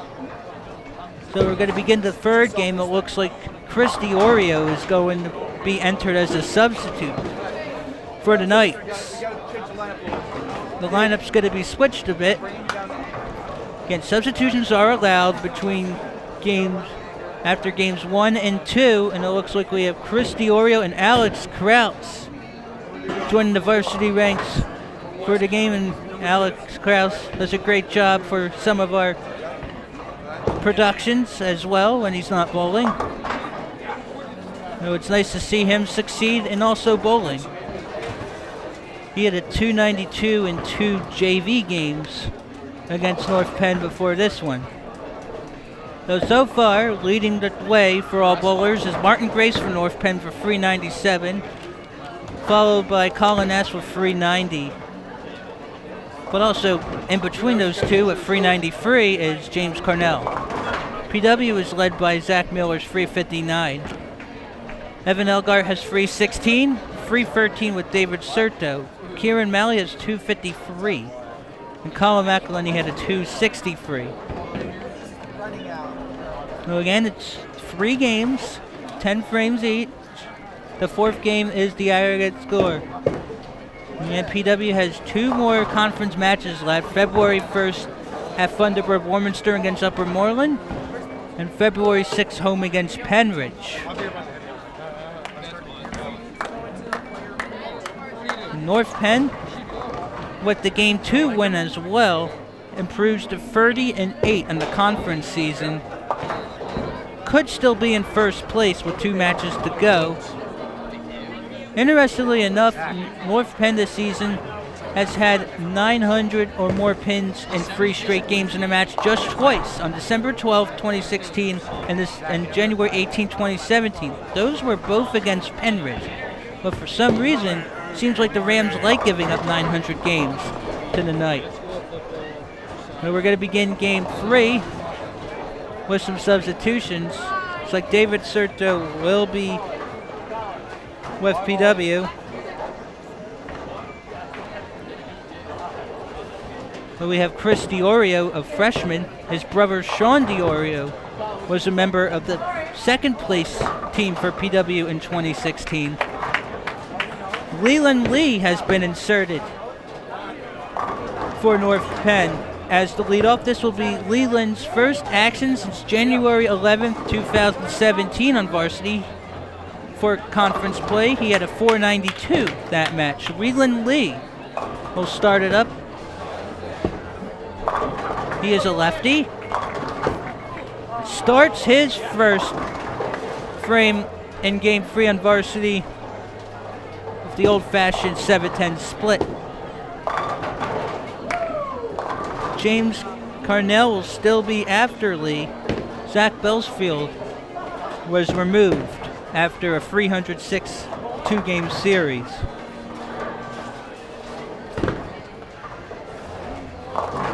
Lee gets the 10, but not the 7. So it is a split open frame for Leland Lee. Lee was actually listed on the roster for the North Penn State tournament team, but he did not see action. Also on the list had been Zach Fuchetto, and then you had Christian Stinson, Lucas Denton, Colin Nash, Dylan Bailey-Smith, and Tyler Sharp. James Carnell starts his first frame of Game 3 with 9, leaving the 4-pin. Here's Chris DiOrio, as David Serto has been moved down, as DiOrio begins with a strike. A good start for him is Alex Kraus. We'll get his first turn on varsity for today as Carnell picks it up. Kraus' first ball is down the pocket. He gets everything except the 4. A very good ball. And Alex Kraus also contributes to some of our CITV productions. Martin Grace with a 397 for 2. Can't force the 6 down. Kraus has to deal with the 4 before Elgart has his turn. Zach Miller is still in the 4 hole, but David Serto had been moved from the leadoff to anchor as Kieran Melly has been removed. Kraus can't get it. So his first time on varsity in this match is an open frame. Gray's second ball in the first frame of Game 3 is good. Back-to-back spares for the Knights in the opening frame of Game 3. Colin Nass will be next as Evan Elgart on the right lane for PW. Rolls a 9, leaves a 10 to begin his first frame of Game 3. Elgart at a free 16 for 2. Here's Nast. Leaves the free and looks like 6 pins.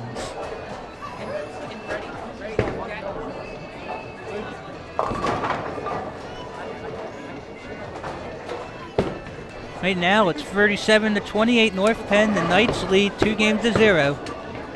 That's going to be into the gutter for Elgart. Nast's second ball in the first frame of game 3 is a good one. Colin Nast with a free 90 for 2 starts off with an 8 spare. It's 39-28 North Penn as Zach Mueller begins in the right lane for his first turn of this third game. North Penn is leading entering this third game 17-90 to 15-04. PW entered down 286 pins. Yikes. Sharp. Is Sharp on that ball with a strike. Through one frame, it's 49 through North Penn as Serto has his first turn as anchor. Leaves the 4-7. PW's at 46. Chris DiOrio, who has a strike on his first ball. This third game will be on lane 39 to begin frame 2. Serto picks it up. He had a free 13 for 2. It's now 49-48 North Penn as we begin the second of game 3. Chris DiOrio gets 7 on his first ball of this second frame. His brother Sean DiOrio, who graduated from PW in 2016, was the first bowler out of the at-large berths for Eastern PA qualifying last year. For Warren for AJ Borrell, getting over 250 in the final game, maybe got below 200, maybe Sean DiOrio would have been in regionals instead as an at-large. Chris DiOrio picks up the spare. Leland Lee then lead off for North Penn after being in JV the first 2 games. Starts out for 9. Here's Alec Krause. Gets it from the last diamond, but cannot get it to the middle. He had a 9 open his first frame. Alex Krause on the left lane for PW. Here's Leland Lee. Gets just enough. After a split 8-1, he gets a 9 spare in frame 2. On varsity, Lee adds an average of 172 per game. In third games this season in conference play, the Knights average 839.88 pins. A nice ball by Krause, but cannot get the 9 to fall, so back-to-back open frames for Alex Krause, PW's new 2-hole. James Carnell gets 8 of 10, leaves the 6-10. Game 2, he had a 205, which included a ham bone, which is 4 strikes in a row. Elgart is looking at a split opportunity. 4-6-7, as Carnell has another ball for the Knights for his second frame. Looks good. Back-to-back spares for James Carnell. 77 for North Penn, 84 for PW. Pending this roll in game 2. Evan does his job getting 2 of the 3 pins. Split open for Evan Elgart. He's at 18 for 2. After the free 16 in the first 2 games, he had a 168 in game 1. Here's Martin Grace, a 9 spare the first frame. Got fortunate he did not get a split because it wasn't heading right down the pocket. He leaves the 3 and 6. Zach Miller had a strike his first frame of this game. Had a split 8. Again, Zach Miller, game 1, 202. The last game, 157. Believe it or not, Miller is not that far away from surpassing his total that he had against the Knights on December 21st, 2016 at a 388. He's at 26 right now after a 359. He gets 0. on that roll. So strike open for him so far. Right now it looks like he's at a 385. Meaning another few pins will already have more than he did the last time against North Penn. Colin Nass has to deal for split 7. Serto gets a strike. 8 spare on the first and a strike on the second of this third game. PW is 122 through 2 in game 3. Open frame for Nast. He has a spare open in this third game. He is someone who's used to getting 600 after 600 after 600 series. Here's Tyler Sharp, who had to strike his first frame. He'll need to get a 293 in order to get his first 600 series in conference play of the season.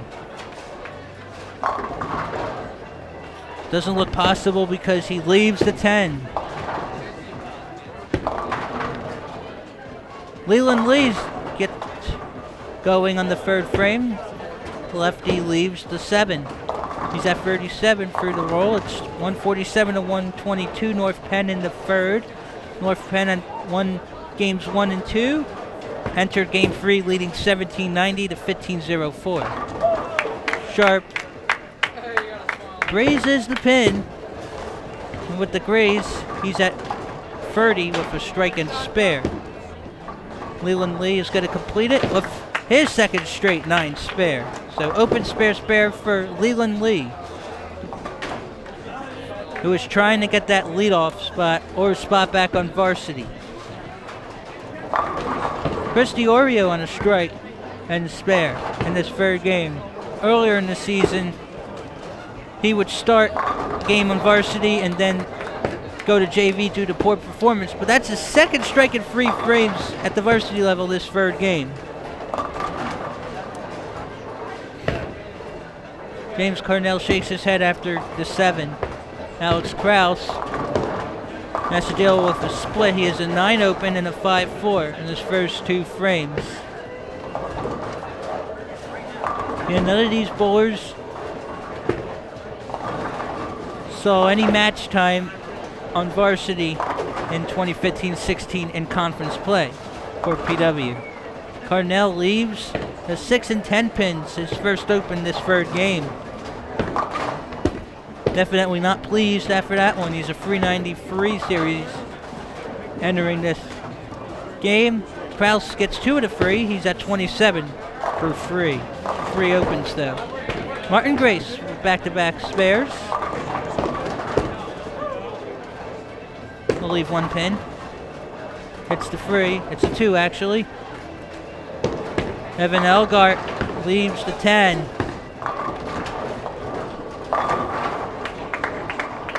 Looks like PW is going to surpass 2,051 pins.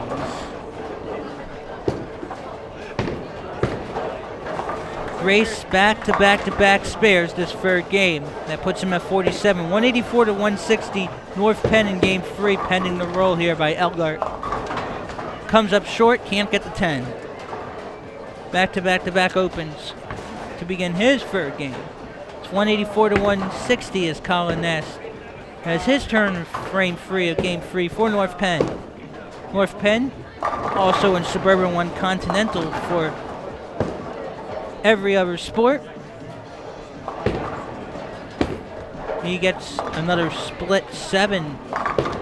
Zach Mueller gets his second strike in 3 frames this game.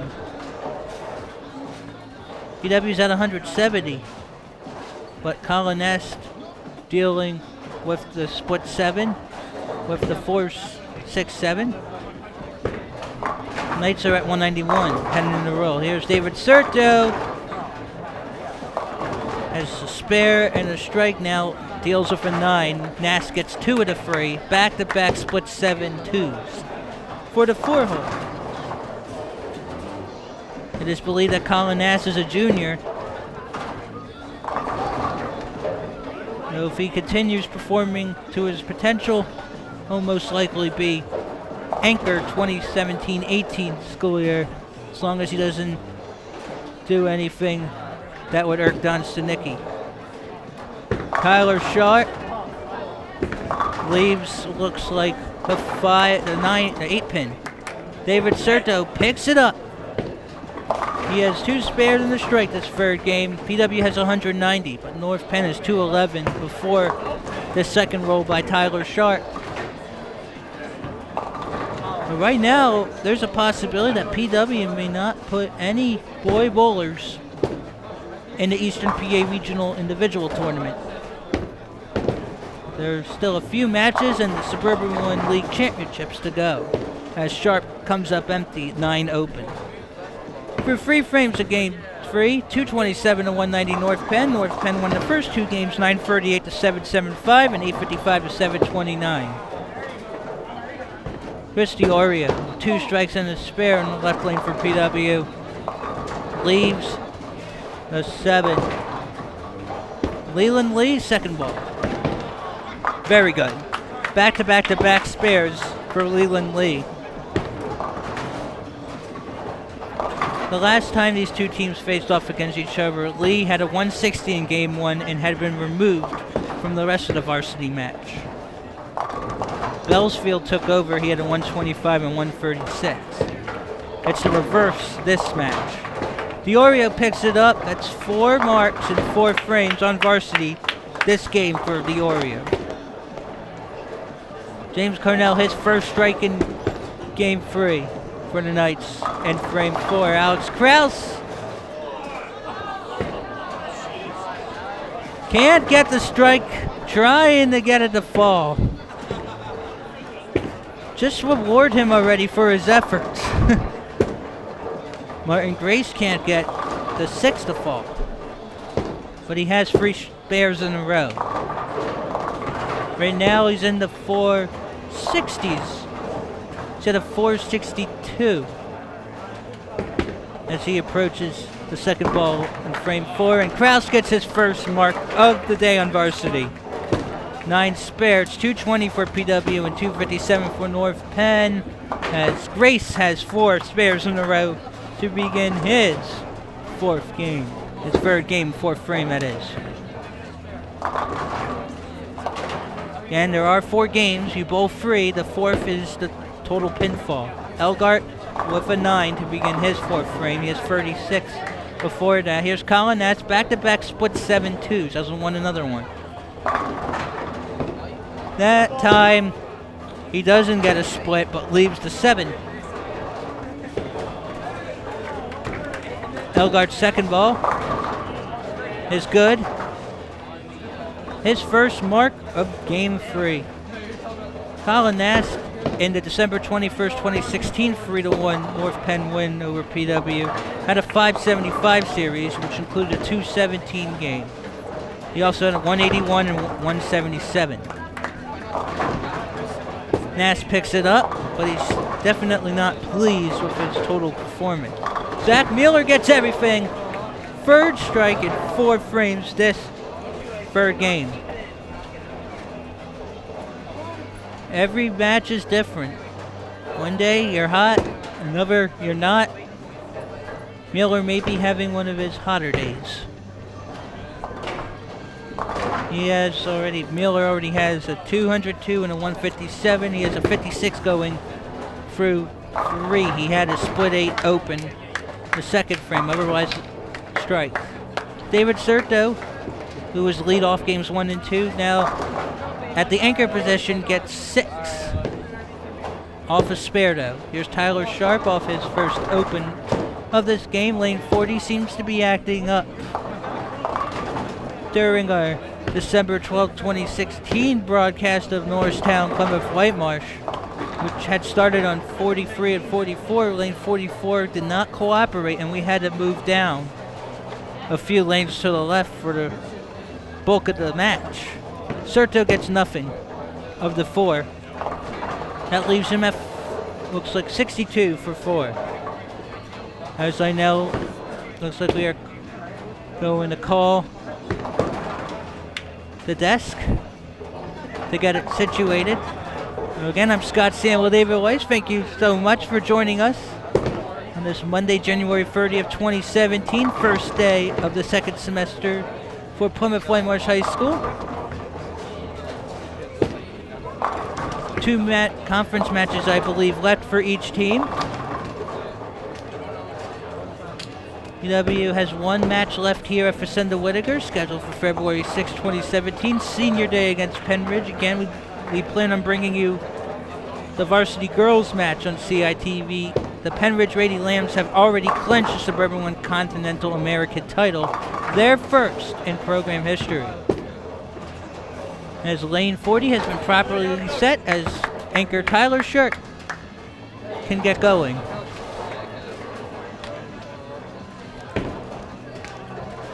And for Senior Day, it'll be interesting to see how Francesca Charlotte does for the Lady Colonials. Already set the high series record, I believe, was 669 as a junior. As Tyler Sharp is sharp on that one with his second strike of the game. Leland Lee with his first strike of the game to begin frame 5 for the Knights. 298 to 262, North Penn, as Chris Diorio begins the 5th frame of game 3 for the Colonials. PW lost the first 2 games. Diorio leaves 2 pins standing, fortunately not an open. It is marked down as a 9. Has just a 5 pin, but it looks like either the 2 or the 3 is there as well. James Carnell, back-to-back strikes for him. That's 3 strikes in a row overall for the Knights, if you include Sharp, Lee, and Carnell. James Carnell coming off a 498 conference series and a 4-0 win against Abington on January 25th. He's doing much better this match. Martin Grace keeping the strikes going. 3 strikes and 3 bowlers for the 5th frame for the Knights in game 3. Chris Diorio is going to get it. It's going to go down as a 9 spare. 5 frames, 5 marks for Chris Diorio. Colin Nast's 5th frame is another split. His 3rd split in 5 frames this 3rd game. Right now, I believe he's at a 451, but these splits are going to prevent him from getting close to maybe even 550. Alex Krause off the spare leaves the 1, 2, and 9 pins for the Colonials on early lane. And the coaches, Jeff Blizzard for PW, Don Stanicki for North Penn. Both have been at the helm for a long time. Nast cannot believe he is yet again missed out on the conversion. His 3rd open, all of them have been split opportunities this game. He's at 61 for 5. Kraus could get 2 of the 3. He has 4 opens and 1 mark. He's at 53 through 5. 354 to 296 North Penn over PW the 3rd game. The Knights are up 2 games to none by a very significant margin. Evan Elgar, his 1st strike of game 3. I believe that is his 1st strike.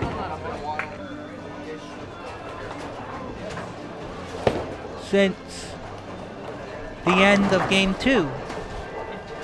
For more information regarding CITV programming, please visit us online at www.colonialsd.org/community/CITV. Tyler Sharp begins his 5th frame with a 6 on the left lane. Zach Miller can't get the turkey.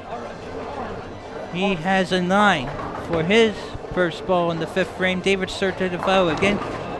Kieran Valley have been removed after the 2nd game after a 253 2-game showing. He had a 460 3-game showing against North Penn in the 1st matchup against the 2 squads earlier this season. Sharp is sharp that time. 6 spare. Gives him 78 through 5. It's 374 to 343 Knights. As Miller's going to pick this one up. 4 marks and 5 frames in game 3 for Miller.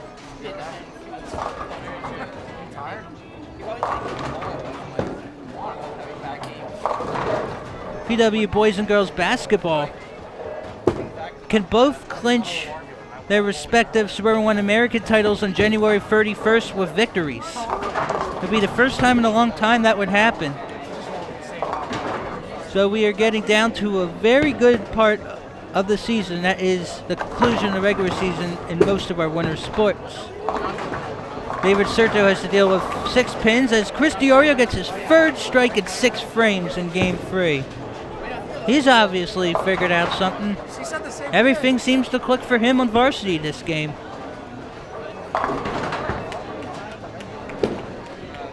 David Serto picks up the spare. How about that? 4 straight marks now for the Colonials in frames 5 and 6. Here's Kraus, not going to get the head pin. Still looking for his first strike on varsity today. He replaced Colin McElhenney from JV. McElhenney again had a 263. His first 2 games on varsity. Leland Lee. A little too much spin. He misses the head pin on the right lane. He's at 88. Entering the second ball of frame 6. Kraus just can't buy a good spare. His balls haven't been that bad. It's just that they're not falling for him. He's at 62 for 6. Evan Elgart offers strike. He's be on lane 39. Lee's going to pick up 3 of 4. That's his second open in 6 frames. The lefty. Elgart gets 9. Looks like he leaves the free pin. In terms of Suburban 1 Continental American bowlers in the individual state tournament, the last one to do that was, I believe, Matt Grayowski of Norristown in 2011. That was back when Norristown was in the conference. Norristown left Suburban 1 American after the 2015-16 year. Elgart picks it up, back to back to back, marks for him. He started the third game with 3 straight opens. James Carnell, as the 7 to DLF, goes from the last diamond and will pick it up. 5 marks and 6 frames for James Carnell. A 207 would give him a 600 series. Zach Mueller gets it to fall. 4th strike in 6 frames in Game 3. The computer system did not register it because it failed the last moment. But witnesses here agree it did fall, as Martin Grace has a double. Back-to-back strikes for the North Penn Freehold.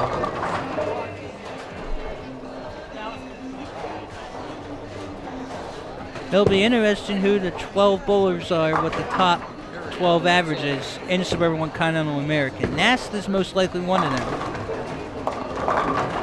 And he shows why he can deal with the big ones.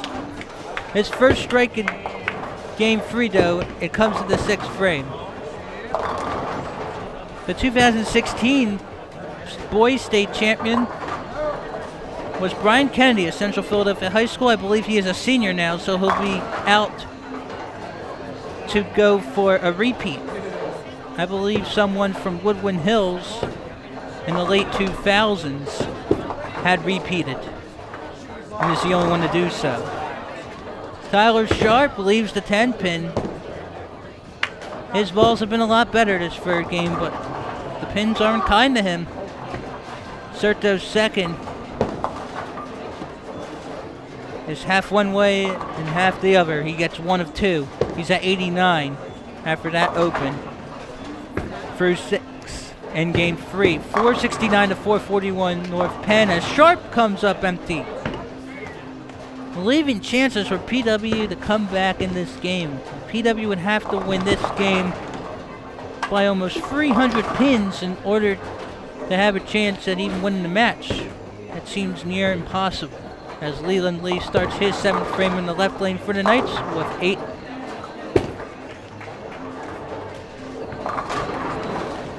Chris DiOrio has figured out his issues. How about 4 strikes and 7 frames on varsity this match and this game? Lee gets both pins. 4 spares, a strike, and 2 opens for Leland Lee, who was on junior varsity the first 2 games today. Alex Krause having a laugh after leaving the 10. During the first meeting between these 2 teams, North Penn won by 320 pins. Won the match by 426. James Cornell gets robbed. Leaves the 7. Right now he's at, I believe, a 5-13 overall. Krause is going to get it. His second spare. His first since the 4th frame. He doesn't have any strikes yet. He's at 72 for 7 of game 3. 497 to 471. Cornell's going to pick it up. The only frame he hasn't had a mark this game is free when he had a 7 and 1. Elgart does not get the head pin, leaves the 1, 2, and 4 pins. And Elgart 168 game 1. Follow that up with a 148. Martin Grace will not get the turkey. Grace had a pair of turkeys in game 1. He had a turkey and a ham bone, and 9 strikes in the first game. Second game for Grace, he had 4 strikes. And now he has 2 in this third game. Elgart picked up 2 of 3 pins. He's at 93 through 7. Grace is going to be interesting. He gets it. Too close for comfort, but picks it up, has nothing but strikes and spares. 133 through 7 this third game. Zach Mueller gets 9. Has to be fortunate that wasn't a split. Has to deal with just a 3. Here's Colin Nest off his first strike of game 3. And he's balling. 2 strikes in a row. He's figured things out. 91 through 7 for Colin Nest. Definitely someone to keep an eye on as we approach postseason time. Throughout the league, keep an eye on Hapo Horser Sophomore 2-handed anchor Matt Morley as well. John Searles, the anchor for Upper Moreland. What about Josh McNamara of Penridge? Don't forget about him. Tyler Sharp gets the strike through 7. That's 555 and 507 for PW.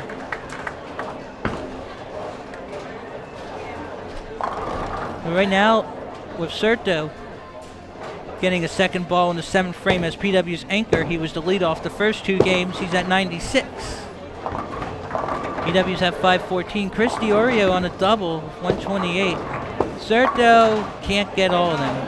7 and 2.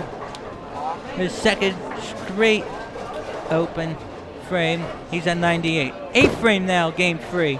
DiOrio, gobble gobble. He just dropped the ball and got 10 pins as a result. 5 strikes for Chris DiOrio. Definitely pulled this performance out of a magician's hat. Did not see this coming. He has definitely come through for Jet Blizzard's squad. 158 through 8.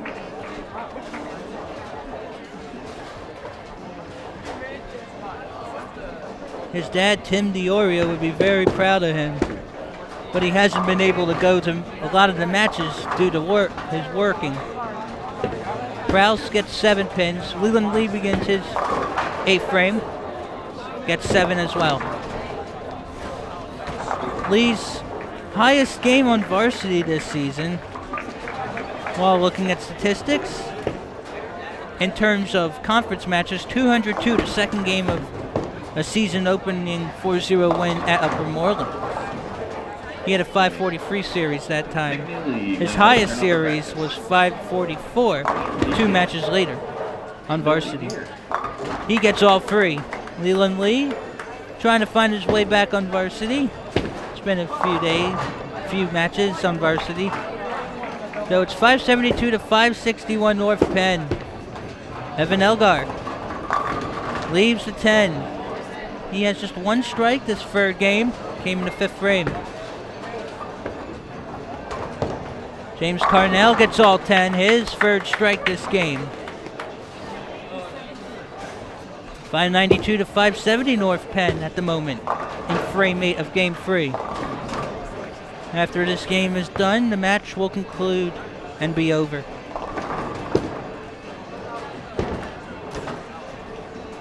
And Elgart blows it right down the middle. Hopefully these bowlers for PW have their minds cleared out after 3 straight days of finals the previous week, from January 25th through 27th, including a Block 5 final, the first time PW's had Block 5 in the semester. Martin Grace with his third strike in 4 frames. Back-to-back strikes for the Knights. Elgart came up empty. So did Kraus, but Diorio has the turkey. Here's Mueller. He gets everything. That one came out of the magician's hat. Colin Nass with the turkey. Boy, strike after strike now. Give him 121 through 8. Mueller's at 145. Here is David Serto. Gets it to go down. Strike for Serto, his second as the anchor this third game. He has at 108 through 8. PW's at 600. North Penn at 642 as Tyler Sharp has his 8th frame. 3 strikes, 3 spares, and a pair of opens. Looks like the 4 will stay put. 660 right now from North Penn as Leland Lee, the lefty for the Knights, will begin his 9th frame on lane 39, the left lane.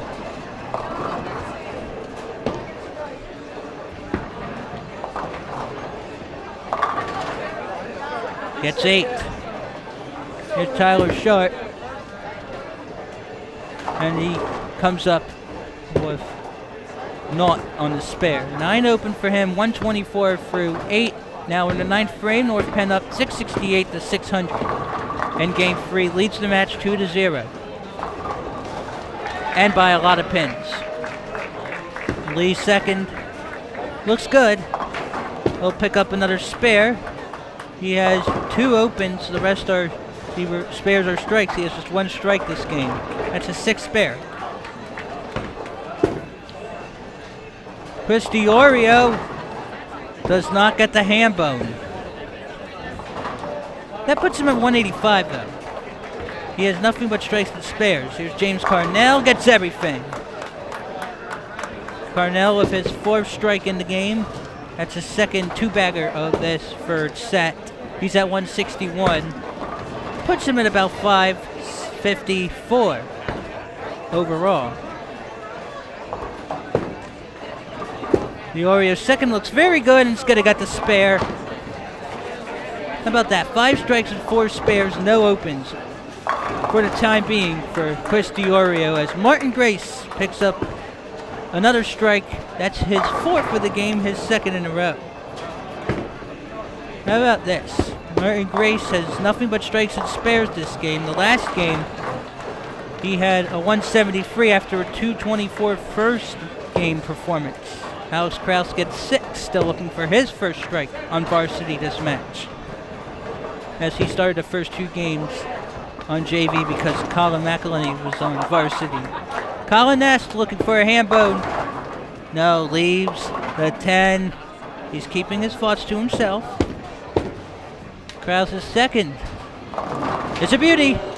Third spare of the contest for Alex Kraus on varsity. 6:39 for PW, but it's 7:45 for the Knights. How about 7 of the last 8 frames overall have been spares, made that 8 of 9. Tyler Sharp's 9 open in the last frame, the 8th, is the only one. So 8 of the last results have been marks. Pretty good.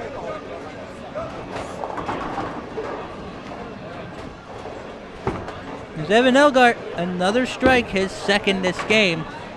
Miller has to deal with, looks like a 3-10 split.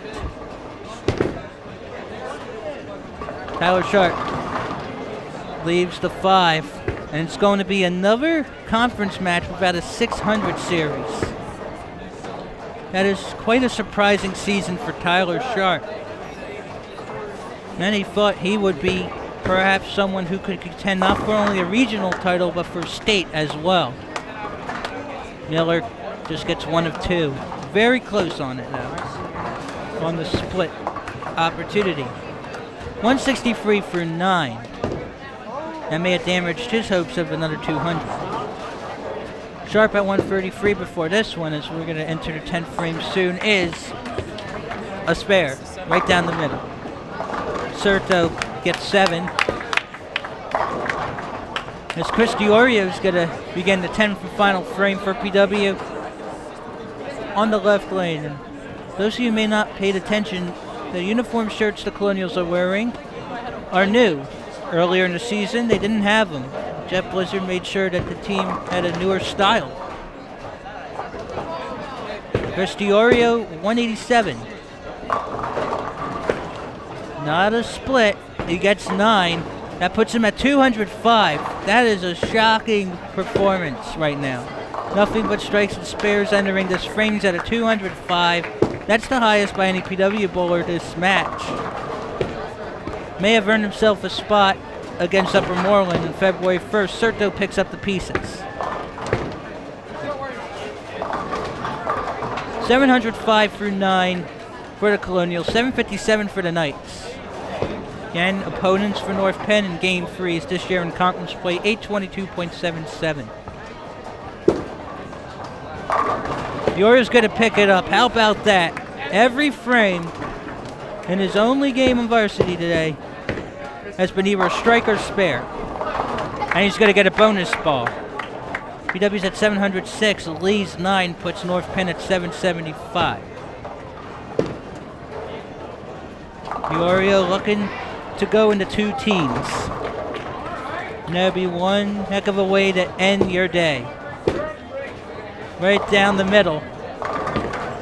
Leaves the 10, but what a day. What a game, actually. 215 for Chris DiOrio. That came out of nowhere. Well done by Chris DiOrio. He did not look like a freshman that game. He looked like someone who had plenty of experience, is smiling, and is very pleased with his performance. Leland Lee finishes with a 9 open. 157 in his only game on varsity today. So 802 to 715 North Penn. Alex Kraus. So he finally got to get a strike. He finally gets a strike. It had to come the hard way. Scoreboard marks it down as 9, but those pins weren't going to quit for Alex Kraus. That's going to put him over 110. He's at 117. James Carnell had a 9. His first ball, second ball is a spare. Right now that puts North Penn at 804. PWS at 735.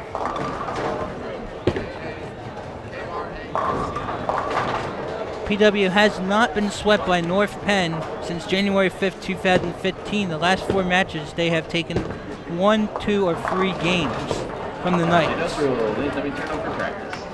Carnell's final ball is going to bring just 7. Alex Kraus' second ball gives him, I believe, 7. Actually, it says 8 on the board. Carnell finishes with a 197. That is a 590 series.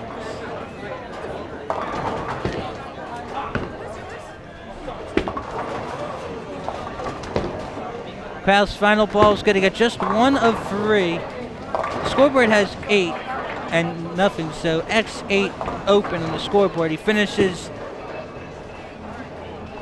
with a 125. Alex Kraus getting his taste of varsity on this January 30th as Evan Elgar threw it down the gutter, and that may have been the opportunity PW needed to get a possible game, as that is the first ball gutter for Evan Elgar, who has 112. Martin Gray's second ball is going to just get it. He thought it was going to miss. He's at 202. And with just one pin, he's going to be at 600. Elgar's second ball's 9. For first ball butter 9, he ends with a 130. That's a 446 series. That's 100 free pins better than what he did against North Penn the first time up this school year. So right now, 761 for the Colonials, 840 for the Knights. Zach Miller gets 8. Martin Grace is going to finish it up. And he'll get everything! Martin Grace will finish with a 212. That's a 209 series. With a 9 spare strike. He had 200 games, which is good enough for a 609. Miller gets both on the last effort. So close from being in disarray. Colin Nass gets 8. He's at 166. That's 556 for him.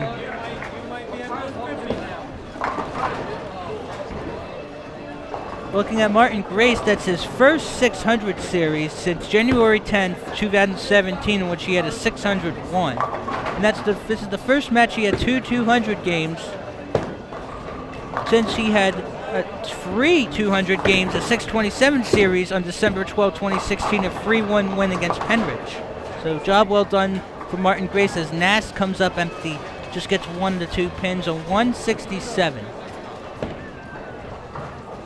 The 8 spare 9 for Miller is a 182. As we come to the anchor portion of this final game, 867 to 780. So it looks like the Knights are going to sweep the Colonials and improve to 32-8 in the conference season. Colonials are going to keep going downhill. Tyler Sharp looks like he will not get a 500 series, as he is looking at a split, and Serto gets everything. Third straight frame with a mark, 148. The first 2 games he had a 310. I'm looking at this again. He had a 151 and a 162, a 313. Tyler Sharp gets only 2, and that's the match. So 150 for him. As Serto gets yet another one. 2 in a row. 150 will put Sharp at 457.